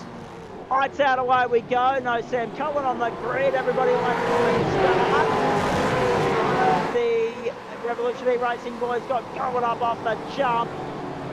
They make their way to the first corner. And Jones has lost out off the starting blocks here, and Will Buchanan going to lead them down the hill. Now Blacklock down the inside with Jones. Payback for last week, maybe. Karen Tyson Broad. And Jones relegated to 4th early on. Douglas up into 3rd, and he needs to go like a scalded cat here. There is no Jake Slade on the grid, but he does have Luke Page to contend with. Big dive down the inside. Jonesy's off the road. In the wall. Jonesy's night is done. There goes the hope, the chance of sweeping the where's this rain you had organised for us, Greg? Well, yeah, past next question. It was supposed to be raining, and there was supposed to be a good chance of it too, but it is only a chance, so... It's GT3 at VIR all over again, Adam. I think I look. I think it was like 69%. So there was like a 2/3 chance of rain, 1/3 chance of no rain. So we've struck up the 1 out of 3 chance. Unbelievable. None on the way, none on the horizon. It looks cloudy, but then again, it was raining during the sunshine part of the Legends race earlier at Oulton Park. So who knows? That's the Poms for you. No idea. I shouldn't say that. I'm actually trying to get a visa to go over there with Mum at some point in the next couple of years. Broadcast from the middle of Europe for the platforms of the Gentleman Sim Racing Club. Should I do that or should I just have a holiday? I don't know. Will Buchanan, Sam Blacklock, Jason Douglas, Alex Kazikas, Luke Page, Johnny Bannock, Ryan Jones, Dane Snadman, Sam Cullen. Cullen not starting. That's the big talking point. Dave Oliver's out there on wets already. He's been stitched up. Or he stitched himself up, one or the other. Remember, they do have a compulsory splash and dash tonight. Field pretty well bunched up behind Alex Kazikas at the moment. Blacklock and Buchanan have bolted clear. Jonesy surely will have to come to pit lane and repair the damage in that car at first possible opportunity, by which I mean, Greg, when we hit that critical number where you can stop, top the tank up and get home. Yeah, myself for these, I normally go for as soon as my spotter tells me that, yeah, I can get through to the end, and I'll generally go maybe one additional lap myself. And yep, that's going to hurt him. That's going to cruel him, actually. Yeah, so he gets through the third and Page through the fourth, and Master leader with the dev split up into fifth. I'd normally go maybe an extra lap beyond where my window opens, and then, yeah, take, for these particularly in supercars, take tyres and take the fuel and go, because it's all done at the same time and it's all nice and quick and sorted. So, yeah, I mean, if Jonesy can make it through, I mean, it looks like he's only knocked the front splitter off, so being that he just had half an hour running around here in the wet in a Legends car, I reckon he might be okay driving a supercar around here with no front splitter for maybe 20 minutes to be able to make at least to the pit window. And yeah, get his fast repair tyres and fuel and run it to the end. So Douglas boxed in at the moment in all sorts of strife, and this has been the narrative of the last few rounds of his championship. Unfortunately, he's just struggled, but I guess the only saving grace for him tonight, Greg, is that there's no immediate threat to him to contend with. The only one out there that can challenge him for championship position is Luke Page, but Page has got to do a lot more damage than what he's currently looking for. Compared to Douglas being sixth in class, that won't be enough. There's no Jake Slade, there's no Luke Page, and somehow Jay should still lead the championship at the end of the night. yeah, possibly. I mean, Luke, if Luke can manage to catch Tzikis and possibly catch Sam as well, it would hurt that championship lead a little bit more. But yeah, no, we'll see how it plays out. I'll try to not keep the team hat on too much, and that was the yeah. I'm getting ahead of myself. I'm getting distracted by a few different things going on at the moment, Greg, and I was like, oh, geez, that was a hefty impact for Jonesy. Thankfully, not a secondary. That's Kurt Nommensen in all sorts early on as well. Daniel Snedden just pointing out to us that Johnny Bannock is back after a foot injury. Oh no, off goes Johnny Bannock. Maybe spoke about him a bit too soon. He's still kept it off the fence. He's still in one piece. Is there a chance that maybe he's on the wet tyre? No, he's on slicks. -7. -7 as a result of that off-track excursion through the weeds. You are right, Daniel. It is great to see him back out there, and it's great that he's been able to recover from that foot injury that's put him on the sideline for a little while. Not yet picking up exactly where he left off, but shaking off the dust and the cobwebs, like we all do after time. Yes, thank you. I was aware of that already. I didn't need you to point it out, Daniel. But as we say, Greg, at the start of every year, when we've all had some time out of the cockpit, we come back a bit dusty and rusty. Yes, most definitely. So there's every chance. I've no doubt that if I try to jump in and bump up the numbers next week in the supercar, if need be, I will probably end up sticking it in the wall myself, I reckon, because I haven't turned a lap in it at all this season. So. Not to put too fine a line on it, ladies and gentlemen, but you will have all seen the news doing the rounds this week with regards to certain websites being blocked for Australian users and whatever the case may be. He was turned by another car, unfortunately, is what's being pointed out to us as well for Johnny Banach's demise. We'll get back to that, but now the great thing about thank you, Daniel, that's good. The funny thing about us, Greg Heaney, is we're a society in which we don't mind extracting the P1SS out of ourselves. And as a result of that, if you go and have a look at Australian Daily Official, because, I mean, everyone's tried to follow in the success of the Batuta Advocate when it comes to news satire, right? So everyone's having their take and everyone's having their crack. Good luck to them. Australian Daily Official saying that website's banned because there's certain references that I can't use on air between now and 10:30 p.m. Eastern Daylight Time, folks, just because of our West Coast audience. Accidentally saves the struggling magazine industry. I like that. Anything to put print back in some sort of prominence. I went into a news agency the other day. It was actually a surreal sort of experience. Yeah, I feel a bit strange going back into set magazines, and I know which ones you're referencing back to, but yeah, it would be different because I don't even know if they still have those. One would think they probably do. Can confirm, but I was actually literally in there for TV week, and Mum stumbled upon. You'll never believe this. You know how you go to Toy World and things like that, and they've got games for Deal or No Deal or the Chase or Hard Quiz or you name it, right? There's now a book. There's now a 1% Club game show book, so you can sit there and go through the magazine like a crossword almost, and answer the questions as you go. So I said to Mum, buy that. We'll do that over Easter. That'll be our family bonding time. It's a news agency. Thank you, Daniel Seddon, for the millennials. Where you get your lotto tickets. That's it, lotto tickets. What's lotto? No, I haven't won lotto before, so I wouldn't know what the hell that is. It's just like gambling. You kiss your money goodbye before you throw it away. You don't expect to see it back. It's like going and punting on the racehorses. Will Buchanan, Sam Blackwell, let's talk motor racing, you blokes. Alex Kazikas is 10 seconds back. Terry Marsh and Brent Page giving good chase with him at the moment. Marshy again, continuing to surely, Adam Lavis, flirt with that line between being okay to stay as the front runner of the Dev Series or being promoted cruelly, very late in the piece, up into the elite. Well, he can't be promoted now. Promotion's locked out after last week, so he's in for the rest of the season now. But there's a good chance that next season he might be up with the big boys.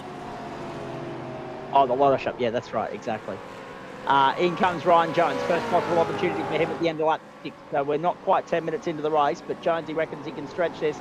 The remaining, what's that going to be? Probably 19, 20 laps of racing here tonight, folks. So so probably looking at 26 laps. If I'm not, as you know, Greg, I'm not mathematically inclined, right? But Hey, you're normally better at than I am. yeah, true. 25, 26 laps is about where we're heading tonight. 1:33 makes it difficult because it means that it's 1 minute 33 and 2 is 3 minutes and 6 seconds. So 9 minutes 18 is 6 laps, right? 9 minutes 18, give me, 37 minutes and 12 seconds. There's your 24, right? So 2 on top of that is 26. That's my numbers. That's what I'm sticking to, because even with the pit lane transit in all of that, you get 26 in. The reality of the matter is the pit lane here is remarkably short. Here's Will Buchanan under threat from the number 1 Sam Blacklock for the race lead. Finally, a challenge from the lead. Jono Harris, a night to forget for him. He's off the road. Surprised there hasn't been many cleaning up the tyres at the chicanes. Yeah, that's a fair point, Dan. Well, inevitably, someone will get it now that you've said it, or now that I've said it on your behalf. Oh, right on cue. We're at the chicane. But it wasn't the tyres that claimed Jono Harris. He's just had a night to forget in the Logitech G entry. And he's decided, you know what, I'm going to cut my losses. Just wait for them to get a little bit longer in the tyres and see what happens. If they go a little bit too hot, yeah, somebody will find a tyre bundle. Johnny Bannack into pit lane right on cue as well. So he's going to do the reverse strap with Ryan Jones. Sam Cullen, great time from the PC to crash. There's been 2 of those tonight. Jono Harris. Yeah, We appreciate that, Snowden. We were hoping to have the race livened up and spiced up by rain, but it hasn't come to pass, which is unfathomable considering that it is Great Britain. It is unfortunate with Sam having his PC crash out. I had mine crash out on me for another series on Sunday night, so that was fun. And we've got a car spinning around in the background there, coming out at the bottom of the hill. Who's that? Johnny Bannack. Unfortunate. I reckon that's probably cold tyres maybe, and that might have actually done some damage to the car maybe too. It's interesting here. So Terry's really finding his way to be in the pro split. So he's still in the dev split, second split, and he's flashing his lights at the one of the championship contenders. How good? How good is it? Now, let's have a chat about a couple of things. Marsh, Page and Douglas all in line there. You've got Blacklock pounding Buchanan. You've got Kurt Nommensen off the road, sitting down in 14th at the moment. Look at Marsh. He's giving him a bit of a touch-up. Tzekis is getting the hurry up. The SMS. Unbelievable. Is this broken? Last season it was blackout miles ahead of Will. Must be all of that practice from Bucko. Maybe so. Practice makes perfect, as they say. I've never quite worked that out myself. Never quite been good at the discipline required for practice makes perfect. Hey, going around the grounds for you, 4 for 69 New South Wales, 13.5 overs. They need to go and run a ball, 50 and 49, 51, 49 balls to win the one-day domestic title for the summer of 25-26 or 13-14 for our Queensland audience. And of course, that's 19-13-14, just to be clear. And of course, in the NBL at the moment, Kudos Bank Arena, this is live, the Sydney Kings and the Perth Wildcats, 105 plays 103 right now in favour of the home side. So we are about 33 seconds from time there as well. So a big night of Australian sport. Great to be able to keep you across that. Remember, Matildas play Friday night, 9 o'clock Eastern Daylight Time in their Asian Cup quarter-final against North Korea. So they played South Korea this week. Now they're going to go and play North Korea and do it in Perth, which is very appropriate considering. And I told those blokes that were commenting in the intermission that I'd get some politics in here, considering that the draconian dictator-esque politics that was being played by Mark McGowan and Anastasia Palaszczuk and a few others during the Scaredemic a couple of years ago, where it was very much every man for himself and every state for himself. Yes, it's very appropriate that the People's Republic of Western Australia are hosting North Korea and Australia on Friday night. There you go. You can tick politics off your bingo card, ladies and gentlemen. The Kings win. The Kings win. 105 plays 104. The task ahead of them for Saturday night will be to go over and try and win in 2 over there. If not next week, we're back for game 3. In the meantime, there you go. Dave Oliver has now found the dry tyre supplier. Thank you, Adam Lavis. The only reason I know that it's Adam Lavis making that comment is because the comment has come from Restream. So that's at his end in our director's producer studio at the moment. How good. We'll blame the pit crew on that. They grabbed the wrong tyres out. Operator error from Oliver in the outset, I'd say. Here's Zubic, or Zubcic. Got to work out how to pronounce that one. And Buchanan leads Blacklock by 0.32. You get the feeling that's going to come down to the pit stop. This is an awesome battle for third, and this battle that we've just picked up is the battle for seventh. In comes Luke Page. Your teammates in early, Greg. Yeah, I mean, with his pace, I mean, it's probably not a bad option to maybe get himself a little bit of clear track.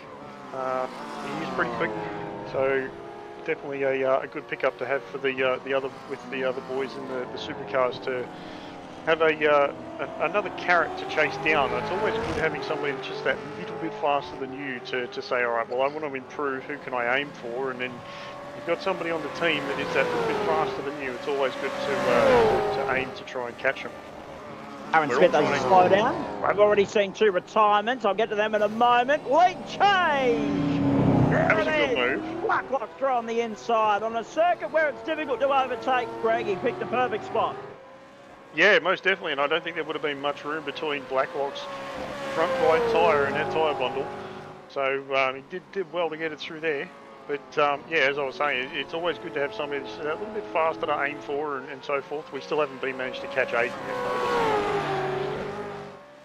Correct. Off goes Dave Oliver, despite being on dry tyres now.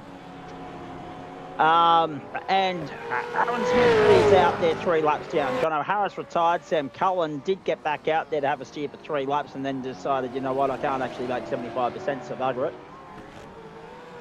We're on lap 11, and it's Blacklock. This was Oliver's exit. Oh, wow. Hairy ride for D. Oliver. Bang. And that just looked like a rage quit in the end. Yeah, probably a bit of both. Marsh and Douglas. So pit lane activity, boys. To Zickus, Marsh and Douglas.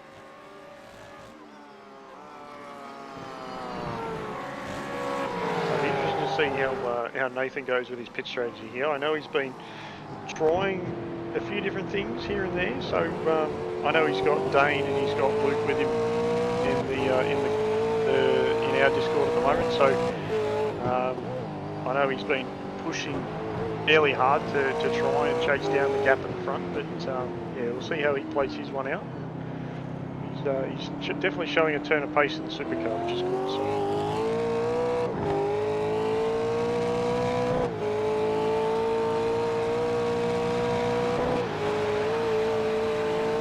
Riding on board with Marcus Hankey. The current leader of the Dev split, but we know that's because Terry Marsh is on pit road. Dave Oliver becomes the 4th retirement of the night. Jake Cowman goes in to pit lane. The bottom half of the field cleansed. The top 9 yet to stop. Still 17 runners on the racetrack. 18 actually, because Aaron Smith is still up there, but he's 3 laps down. And as I mentioned, that Nathan managed to pick himself up a slowdown.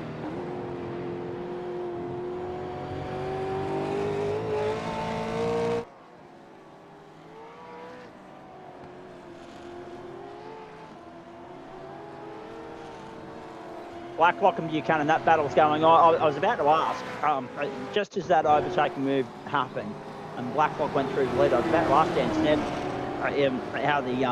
how the sweaty palms were, if he was getting nervous for his teammate. But I held off because there's still a long way to go. Don't rule Buchanan out of it yet. As long as he can stay within a second of Blacklock, this race is still well and truly alive. In come Hankey, Michael and Barber that time through. I swear I took dry tyres on the Dunlop check. Bad luck, Dave.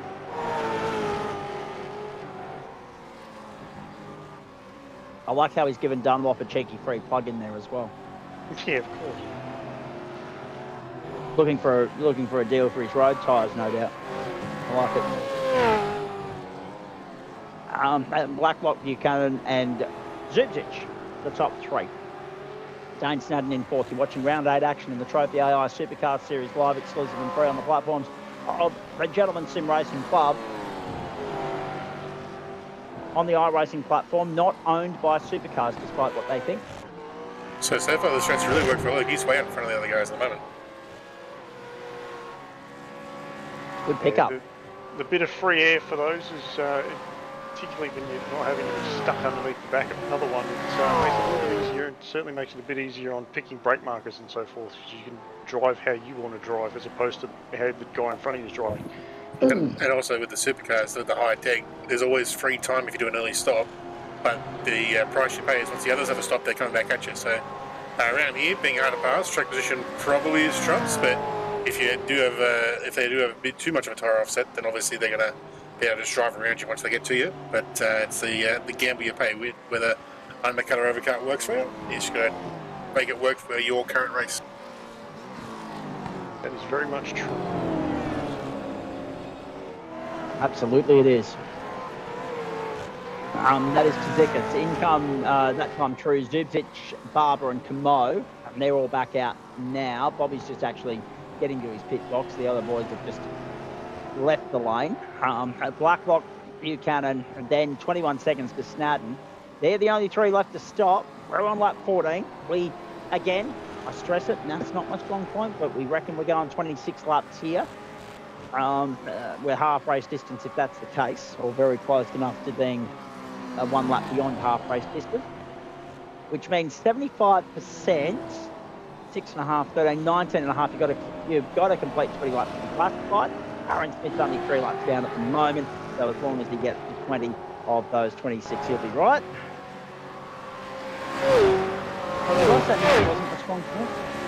Yeah, I'm pretty sure you said that a couple of times. Actually. Yeah.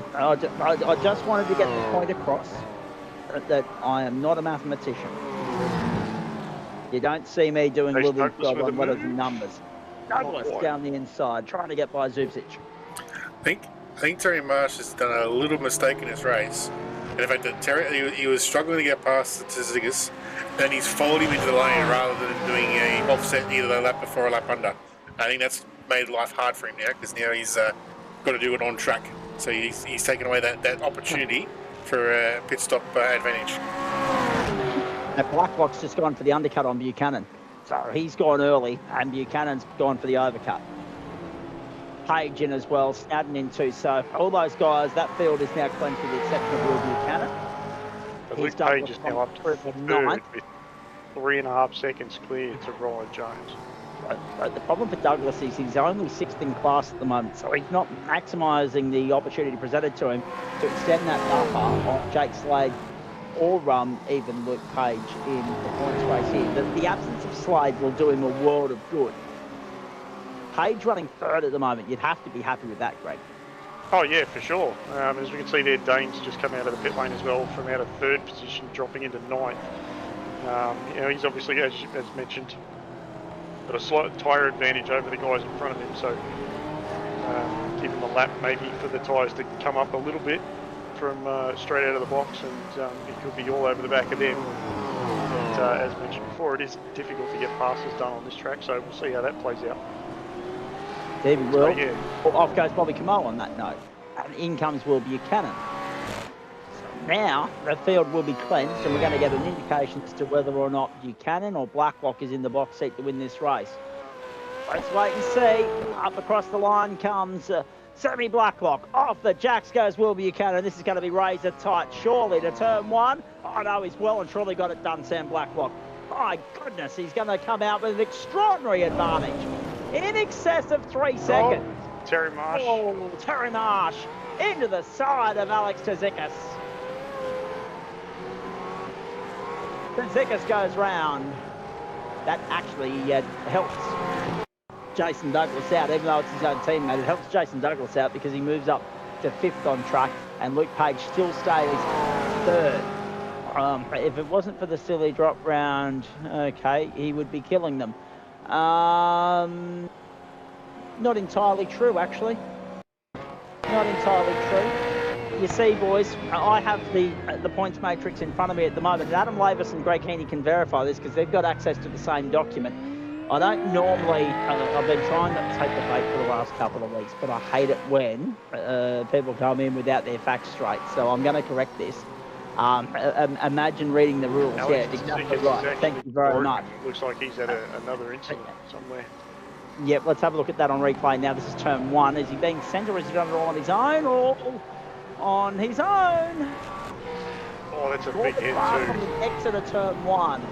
Just the wrong side of that ripple strip there, Greg, and that's what's brought him undone. Yeah, the exit of turn 1 here, it's not a ripple strip per se, it's almost like they've got pavement embedded into the grass. So it does have a slight coverage of grass on top of it. It's grass creek. Yeah, you can call it grass creek. Yeah, and it can be a little bit slippery. So unfortunate for that there.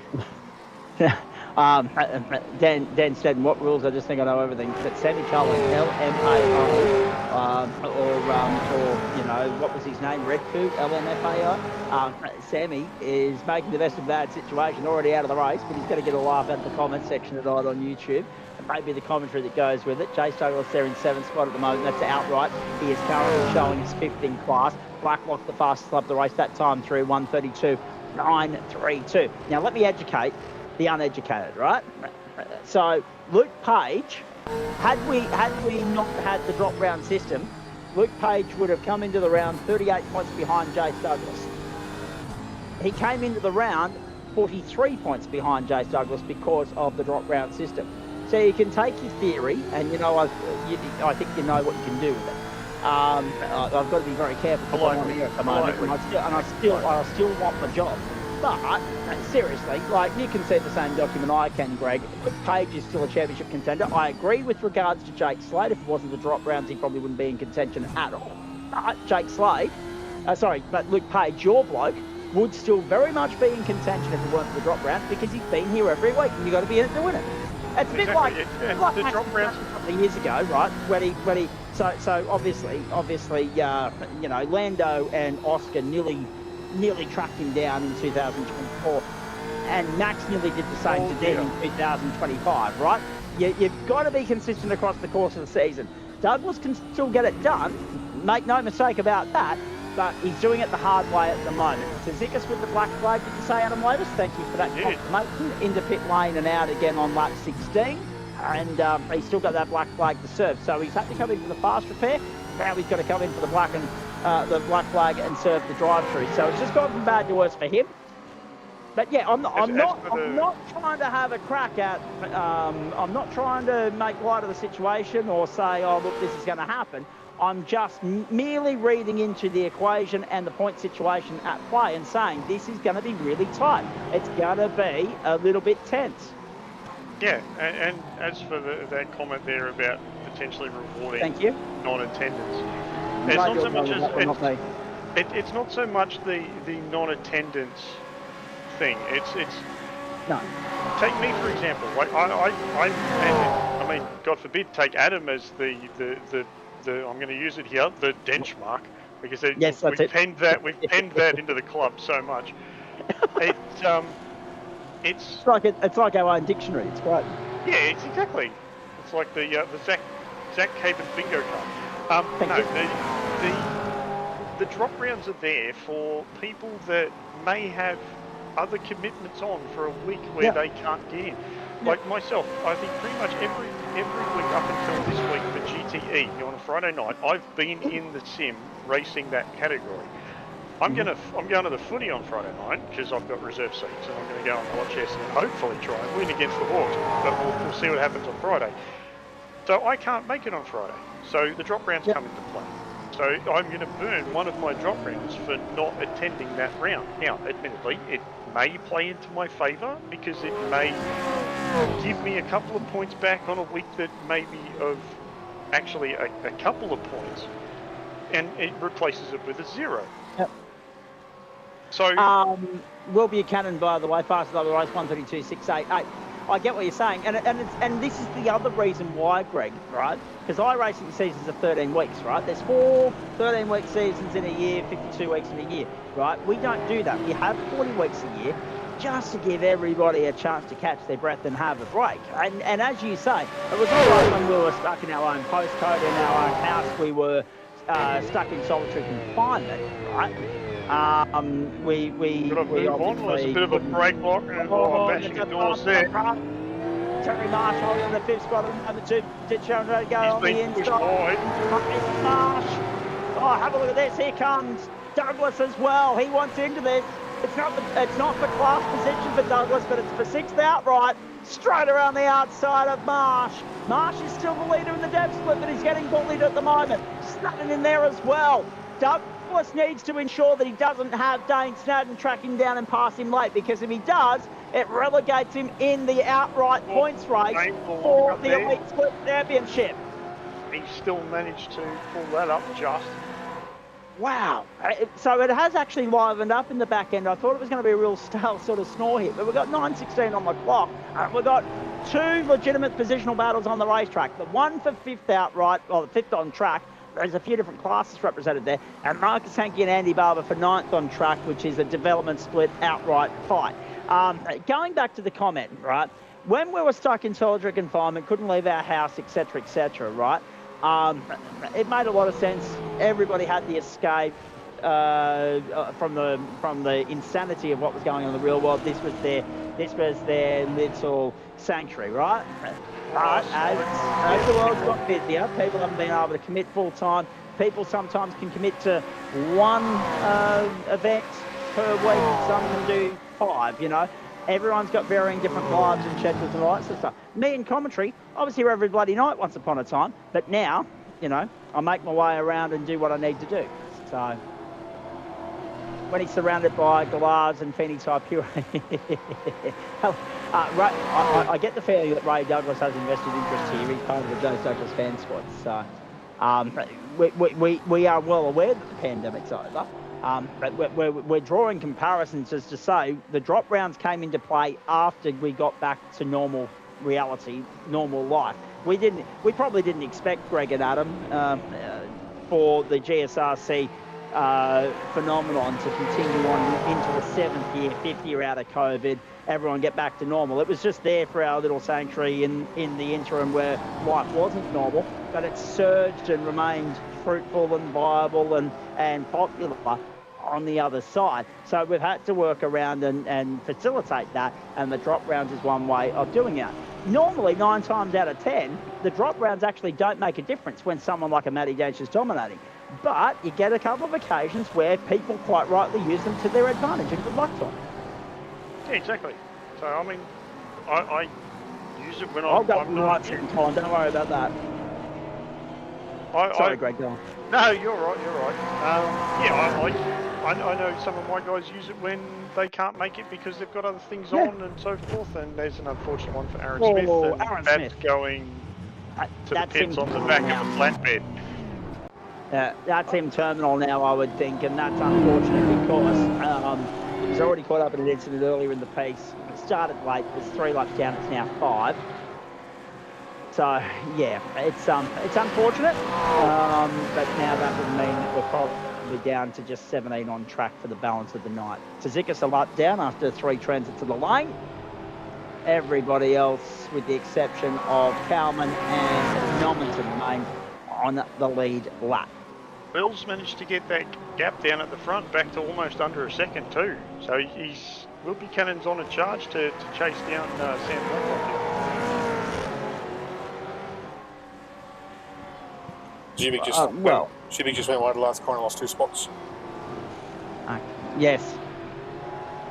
Sorry, I'm getting lost in the comments here, and Zach's getting distracted. I'll come back to that later. Douglas, Snadden, Zubcic, Marsh, Hankey, Barber. I heard you say someone lost 2 spots on the final corner. It was Nicola Zubcic. Zubcic, yeah. So yeah, Douglas he ran it wide and was off onto the grass, and unfortunately got 2 spots to Dane. This is the battle that I want to watch. I'm glad we're riding with Dane because he's the one that really, like, at the end of the day, he's got vested interest here because he's not in championship contention, but his teammate bloody well is. He could do Luke Page a massive favour here by taking another 3-4 points out of Jace Douglas's kitty by getting on by in the closing laps here, and Douglas drops to 6th, and then it tightens things up again, and therefore you would have Luke Page and Jace Douglas vying for the title. You're probably putting a line through Jake Slade now that he's losing the third, like he's dropped the 3rd round. Yeah, true. So that would be unfortunate for Jake. So yeah. obviously he's a horse race.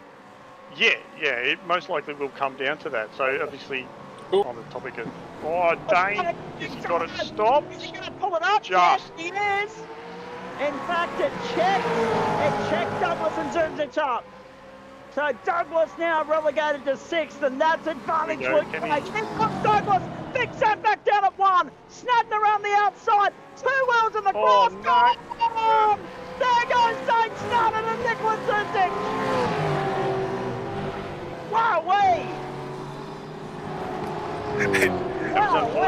and somehow they came out the other side in one piece. And the other thing that's unfortunate is that's actually checked up Mahanky and Barber, who was slowly reeling Terry Marsh back in for the dev split podium.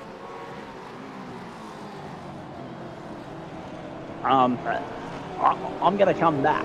I'm going to come back to that. Zubich had a bit of a slide there coming out of the hairpin. So Zubich there in 7th. Greg Heaton sits here at the moment to calm my pressure down. I'm doing my best to try and calm I appreciate it, Greg. I appreciate it. Down the inside, Snadden again. No, not this time through. Zubich holds on. Snadden, Hankey and Barber in the top 10. So it's interesting because Marsh, up goes Will Buchanan. Blacklock's got the lead still at 0.7. Buchanan's had a little wobble. He drops a couple of tenths. He's still within striking distance of the leader. This is the moment for Will Buchanan at turn 1.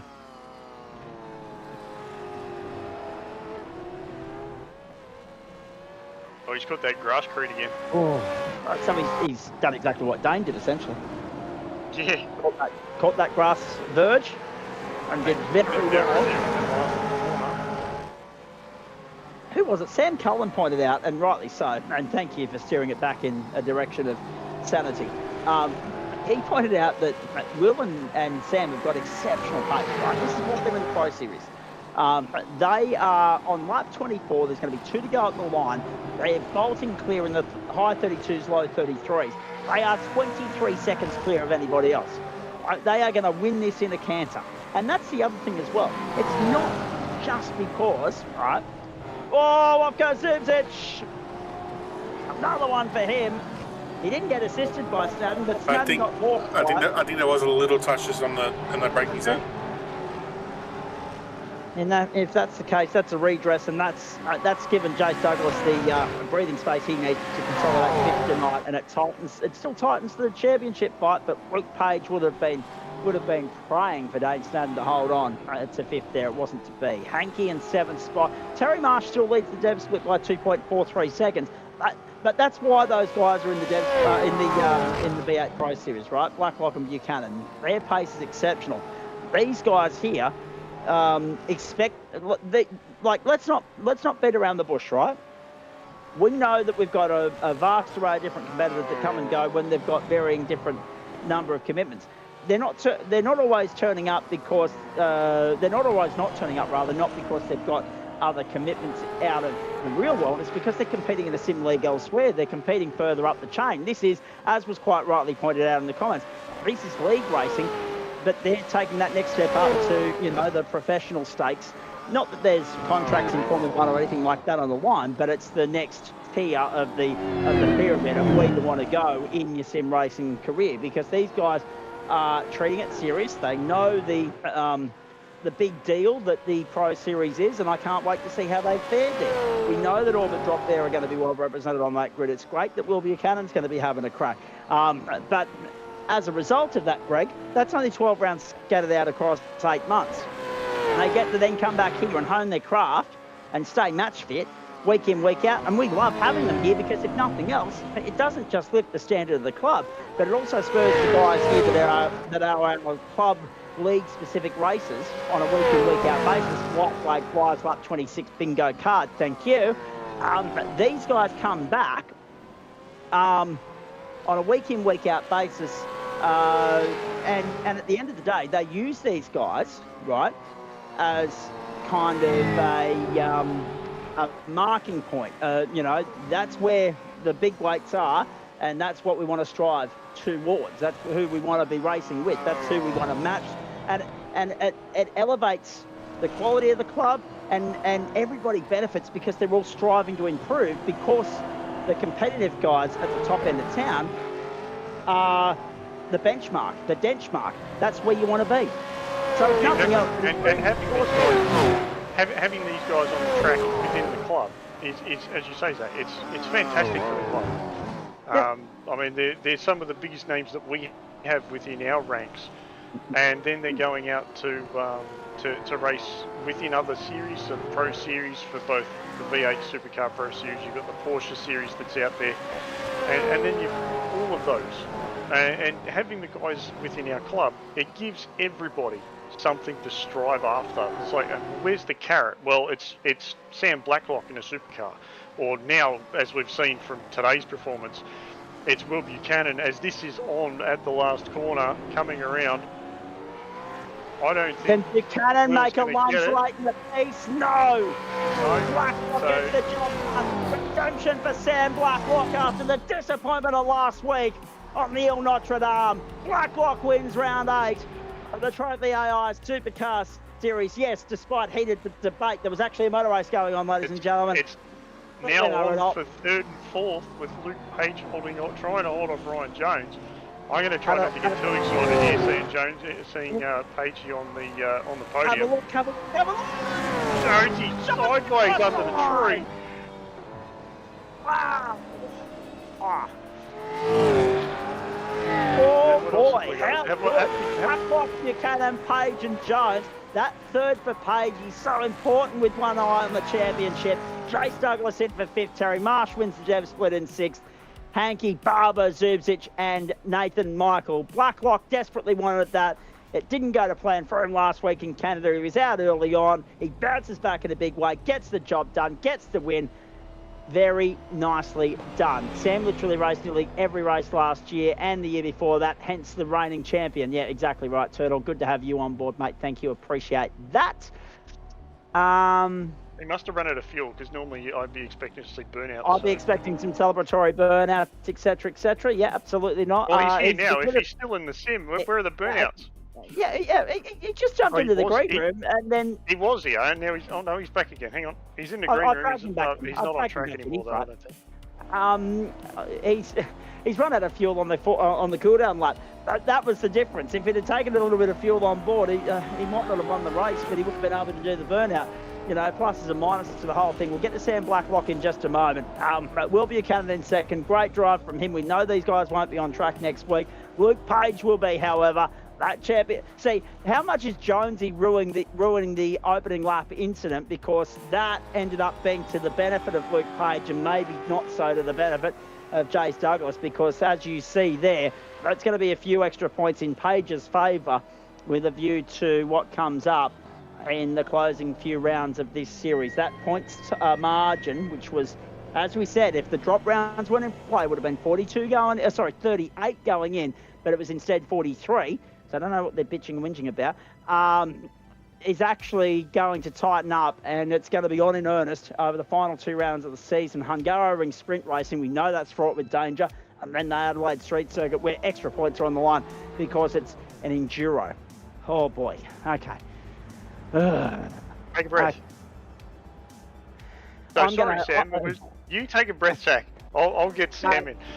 Thank you. I was going to say, as you do, you do realise that I need a post-mortem when this broadcast is finished. Thank you. And I'll bring Terry Marsh in, and we'll make this a quick chat, boys, because Adam Lavis has got an early start tomorrow morning, 3:45 Eastern Daylight Time. So we need to rip and tear very quickly. Yeah. So, firstly, to all the guys that have just jumped in, sorry, I was hoping it would rain to spice it up, but you guys made it spicy enough at the front. Sam, Will, cracking racing. How did you guys find it out there tonight? No rush, one of you. I'll go.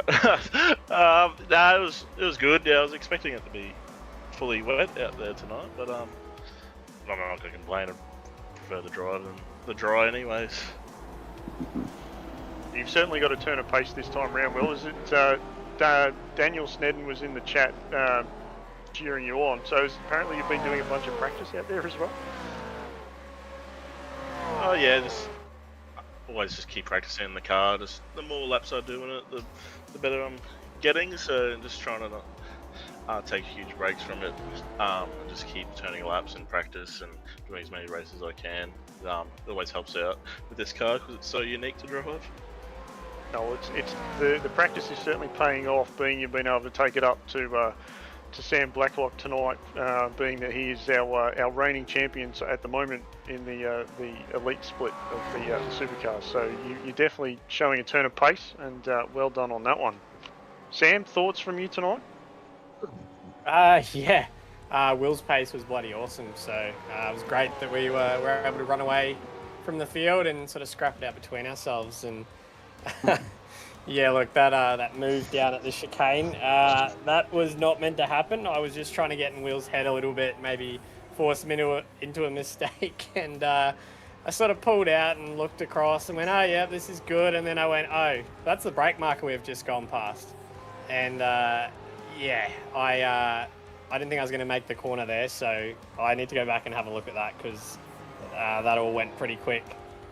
Yeah, you may have to watch the broadcast back, because I'm pretty sure Zach lost his mind, and I think we were on board with Will at the time. If we weren't, we were certainly on a ground camera at that point, watching you go through there and only barely missed the tyre bundle. So yeah, to be honest, it was a cracking move, even if it wasn't intended. I was going to say, I've lost my mind on more than one occasion tonight, boys. Apologies for that in advance when you go and look at the replay. But in saying that, Sam, nice way to bounce back after the disappointment of the second race at Montreal, I thought, as well. Yeah, obviously. Sorry, say that again. Second race at Miami and the DNF at Montreal, I should say. Yeah, obviously it's always good when you have a race where you survive and get a good result. But yeah, obviously no teammates for me tonight, so it was just a good all-out scrap between myself and Will. And you know, as I've said numerous times in these interviews over the last year or so, you know, Will's pace is just getting better and better. So you know, even tonight I was having to save a little bit of fuel, but then I thought, oh yeah, no, I'm good to go here. And I was watching the live Delta, and Will was just absolutely killing me through sector times. So, yeah, I thought maybe it was going to be a bit more action towards the end there. But yeah, lucky to hang on. Let's throw it up to actually both you and Will Buchanan still. Actually, I want to get one more thought from the pair of you, because obviously very big season this year. We know that the Logitech G Pro Invitational Series is calling. Next week's Sebring probably does you the favour of not having to worry about the Hungaroring, let's be perfectly honest. But in saying that, we were trying to explain to people during the broadcast, I'm not sure how well we were able to do it, exactly how much of a benefit it is for you guys to come in here and use these rounds as a training ground for the bigger picture events that are another step up the pyramid of sim racing in this country. Week in, week out, when you've only got 12 rounds there to contend with, but you've got 40 opportunities to go racing a year here. And conversely, the other guys in the club that are just specifically league racers and here for fun, they see you guys as where they want to be. So the benefit is the greater overall product, the quality of what we do here on the platforms of the Gentleman Sim Racing Club, because those guys use you as a yardstick, and they're trying to improve as a result, and usually they do, and everyone wins as a result. Yeah. So, I mean, look at Will, for example.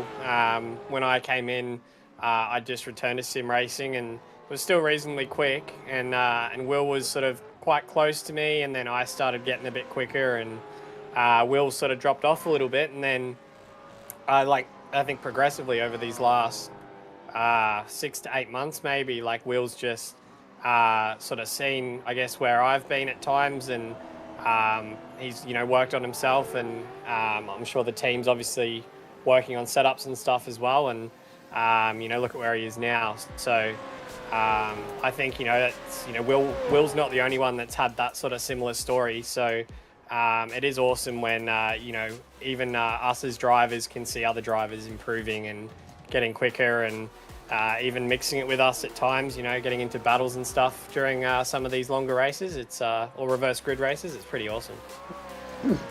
Will, your thoughts on all of that, mate? So near yet so far. Maybe an extra lap would have been enough to get the job done. I mean, truth be told, where Sam was able to execute the overtaking opportunity on you, that was done to perfection. There was not much you could have done to stop him. But you didn't put a foot wrong in your own right tonight. That was probably one of your best drives of the season, and you've come up just short.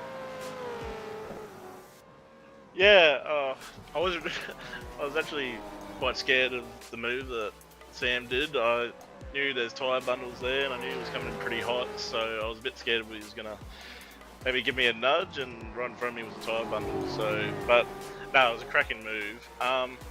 But yeah, like, just, well, Sam's obviously top dog in here. So every race I'm trying to just compare myself, try and get better, just keep practicing, because hoping one day bloody result will come where just outright pace will give me a win over these top guys. All right, very nicely done. Boys, stay there with me. Might get your thoughts on Sebring next week in a moment. In the meantime, Terry Marsh, aren't you lucky at the moment? The pace you're showing, you're no doubt flirting with the prospect of being promoted up into the elite split, but that won't happen now until the end of the term. You're good to go racing in the dev split now through to the end of the season, and another victory for you. Very nicely done. Yeah, no, the practice I've been doing with Will has been paying off, as you can see in the results. So it's been very helpful from the RER boys and Will and Jake. He's a bit sick tonight, so he couldn't make it. So I hope he gets better. So yeah, all the boys have been helping me, and it's been showing, as you can see. Come on, Snedden, no more bait throwing, please. I've had enough of it from the other blokes. BRSI, yeah, we know it's just a switch around typo with whoever's typed in Brisbane incorrectly, just a little bit too fast on the S instead of the I. Anyway, it doesn't matter. Going back to you, Terry, at least Ipswich is spelt correctly. No one's tripping up on that one. What are your thoughts on the next 2 weeks, mate? Because we know these guys have got bigger fish to fry, and we wish them the best of luck, all the luck in the world next week in the Pro Series. You'll be here for the Hungaroring, last sprint round of the campaign. What are you hoping to achieve there? Just a good finish. Not really trying to aim for anything. Like I would love to win a championship, but at the moment I'm just working on my race form, like I keep saying, and it's challenge. So if I can be up there with Will and take the fight to Will with Sam Block and all that kind of stuff, that'd be great. That's what I would love. And isn't this funny, Greg, to go back to the point that we were making there earlier, when you look at where Terry is in this points race, right?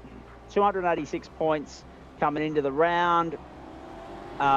He was the 4th place man in the championship fight before drop rounds came into the equation. He's now firmly in the mix, and you know why? Because he's used those 2 drop rounds to his advantage. He's had 3, now 4 round wins, a 2nd, and also an 11th and a 10th, which is a bit of a write-off. But at the same time, he's used that system that we have in place to his own advantage now. He's just got to go out and finish the job. He can't afford to put a foot wrong over the next couple of weeks, but he's used those drop rounds to his benefit. It's not just the pro blokes doing it. Yeah, no, I mean, look, I'm pretty sure at one point I used it, maybe season 3, possibly. Yeah, it would have been season 3, maybe season 4 last year in the Porsche Cup. I had a couple of off weeks where I couldn't make it, or I got tangled up with stuff and ended up on a lower point on the grid, and it is what it is. And if it plays out, the thing is consistency. If you're here every week, well done, congratulations.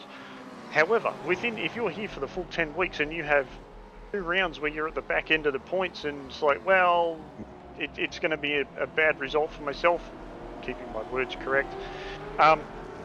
The drop rounds come into play, so you might lose maybe a couple of points, but you're not going to lose a massive chunk, because it's only the 2 lowest point scoring rounds.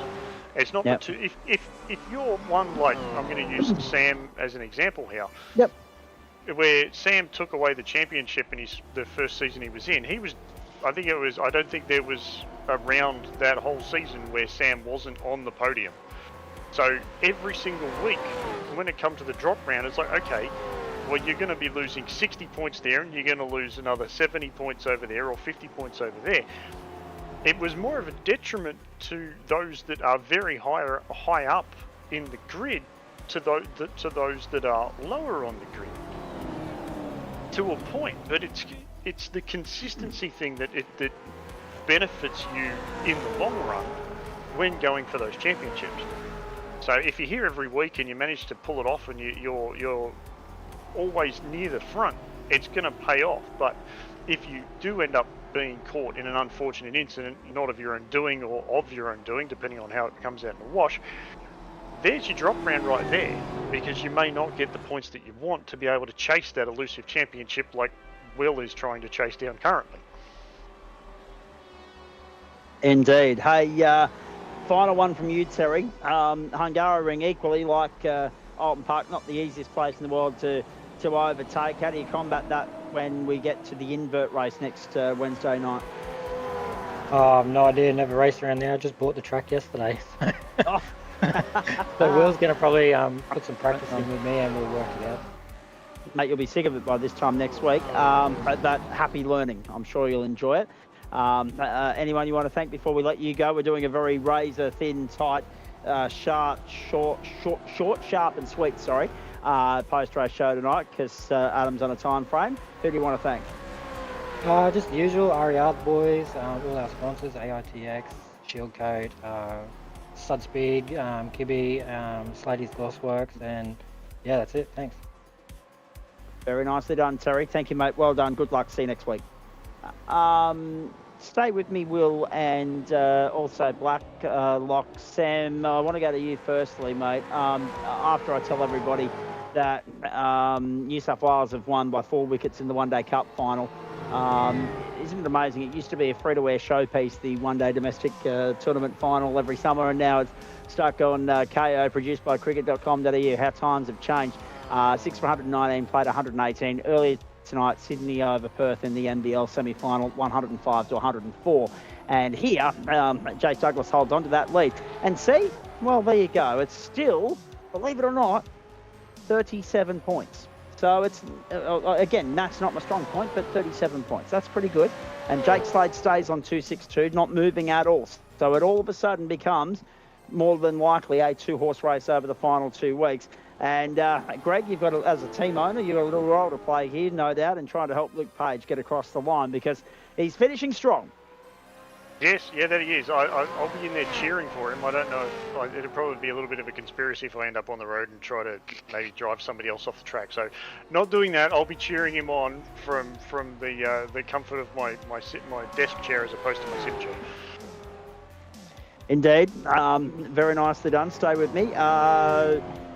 Sam Blacklock, obviously the outgoing number 1, but you got bigger fish to fry elsewhere, mate. How's all the prep for next week and Sebring going, please?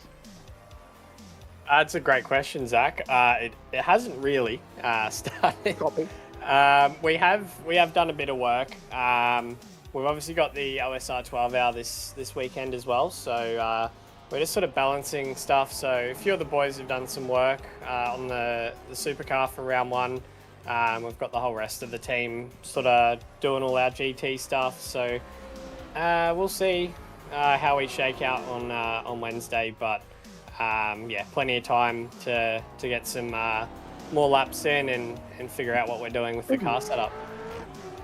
You're a 4-time V8 Supercar Elite champion for a reason, mate, though. We can't wait to see what you bring to the big stage next week, and we wish you nothing but the best of luck there. We'll be cheering you on, albeit from afar and albeit watching the race on delay because we'll be covering Hungaro ring action for the Trophi.AI Supercar Series whilst you guys are tearing it to shreds there. What about you, Will? How's the prep for next week going, please? I'm the reserve driver for the series, so I'm just... You're standing by waiting for someone to fall sick, aren't you? Yeah, basically. Yeah. I'm just holding crossing my fingers. Hopefully nothing serious happens to someone, but if someone pulls out last minute, then I'll be in. But I'll be doing laps anyway, just in case I do get a late text message or something saying my race tonight or anything. But we obviously raced at Sebring the other week and did pretty well, so I'll just fine-tune everything and get my eye in it a bit more just in case the opportunity does come. How do you juggle that? You know, I mean, you guys are probably used to this all the time, no doubt, but how do you juggle that? Knowing that you'll probably be here having a run around the... he's had many co-drive offers, says Tommy Wilkinson. Very nicely done. Is he on the recruitment drive? Is he trying to get you across to orbit drop there, Tommy Wilkinson? Maybe might have had a conversation. There's an exclusive scoop for you at 5 on a Wednesday night. Brooksy might have a comment about that if he finds out. True, exactly. I think what Tom knows or has had a conversation with nearly everyone in the sim community.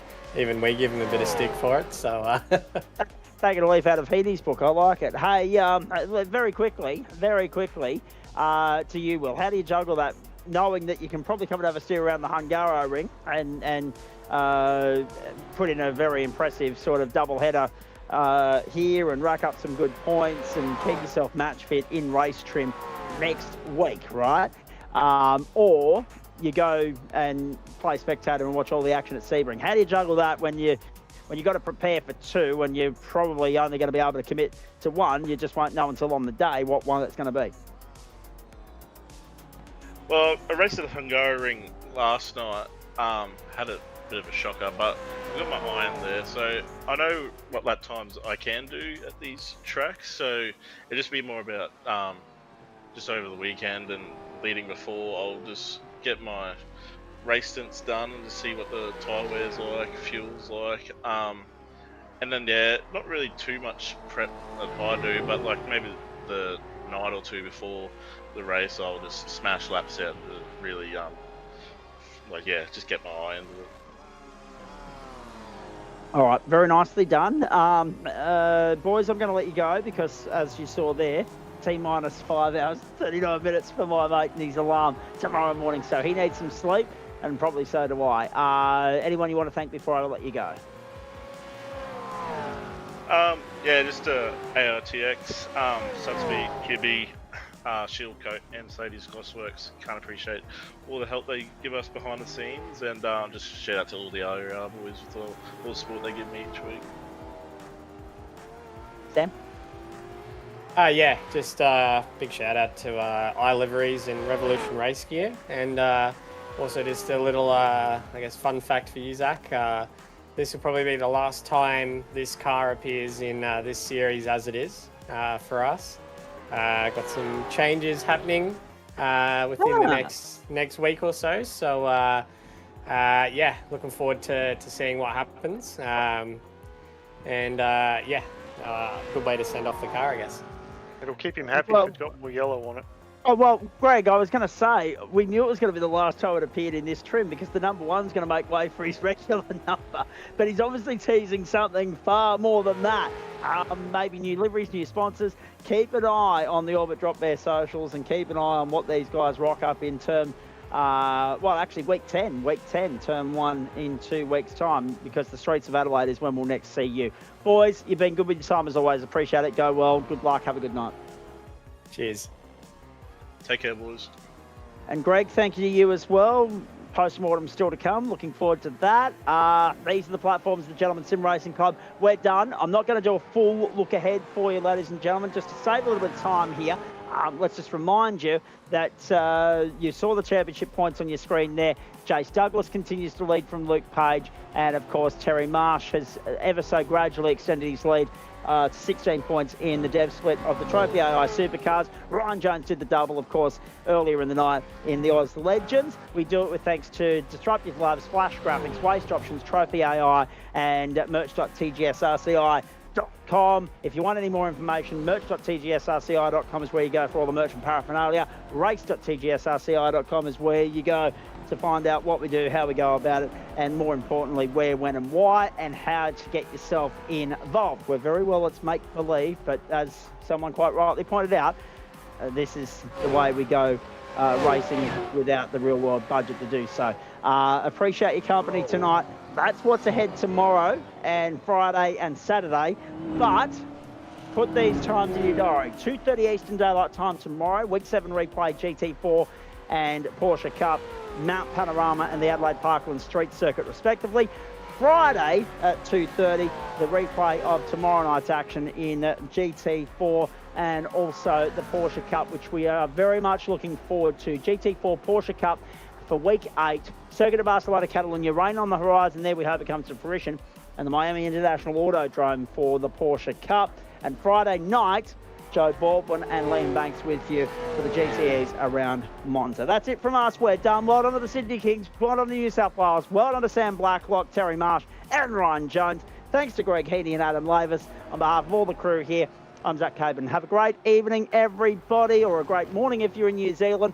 Look forward to your company tomorrow afternoon for a Thursday afternoon replay of last week's Thursday Night Motorsport, and then Friday for this week's. Until then, it's a busy week, isn't it? We're loving it. We hope you are as well. Until we see you next time, it's bye for now.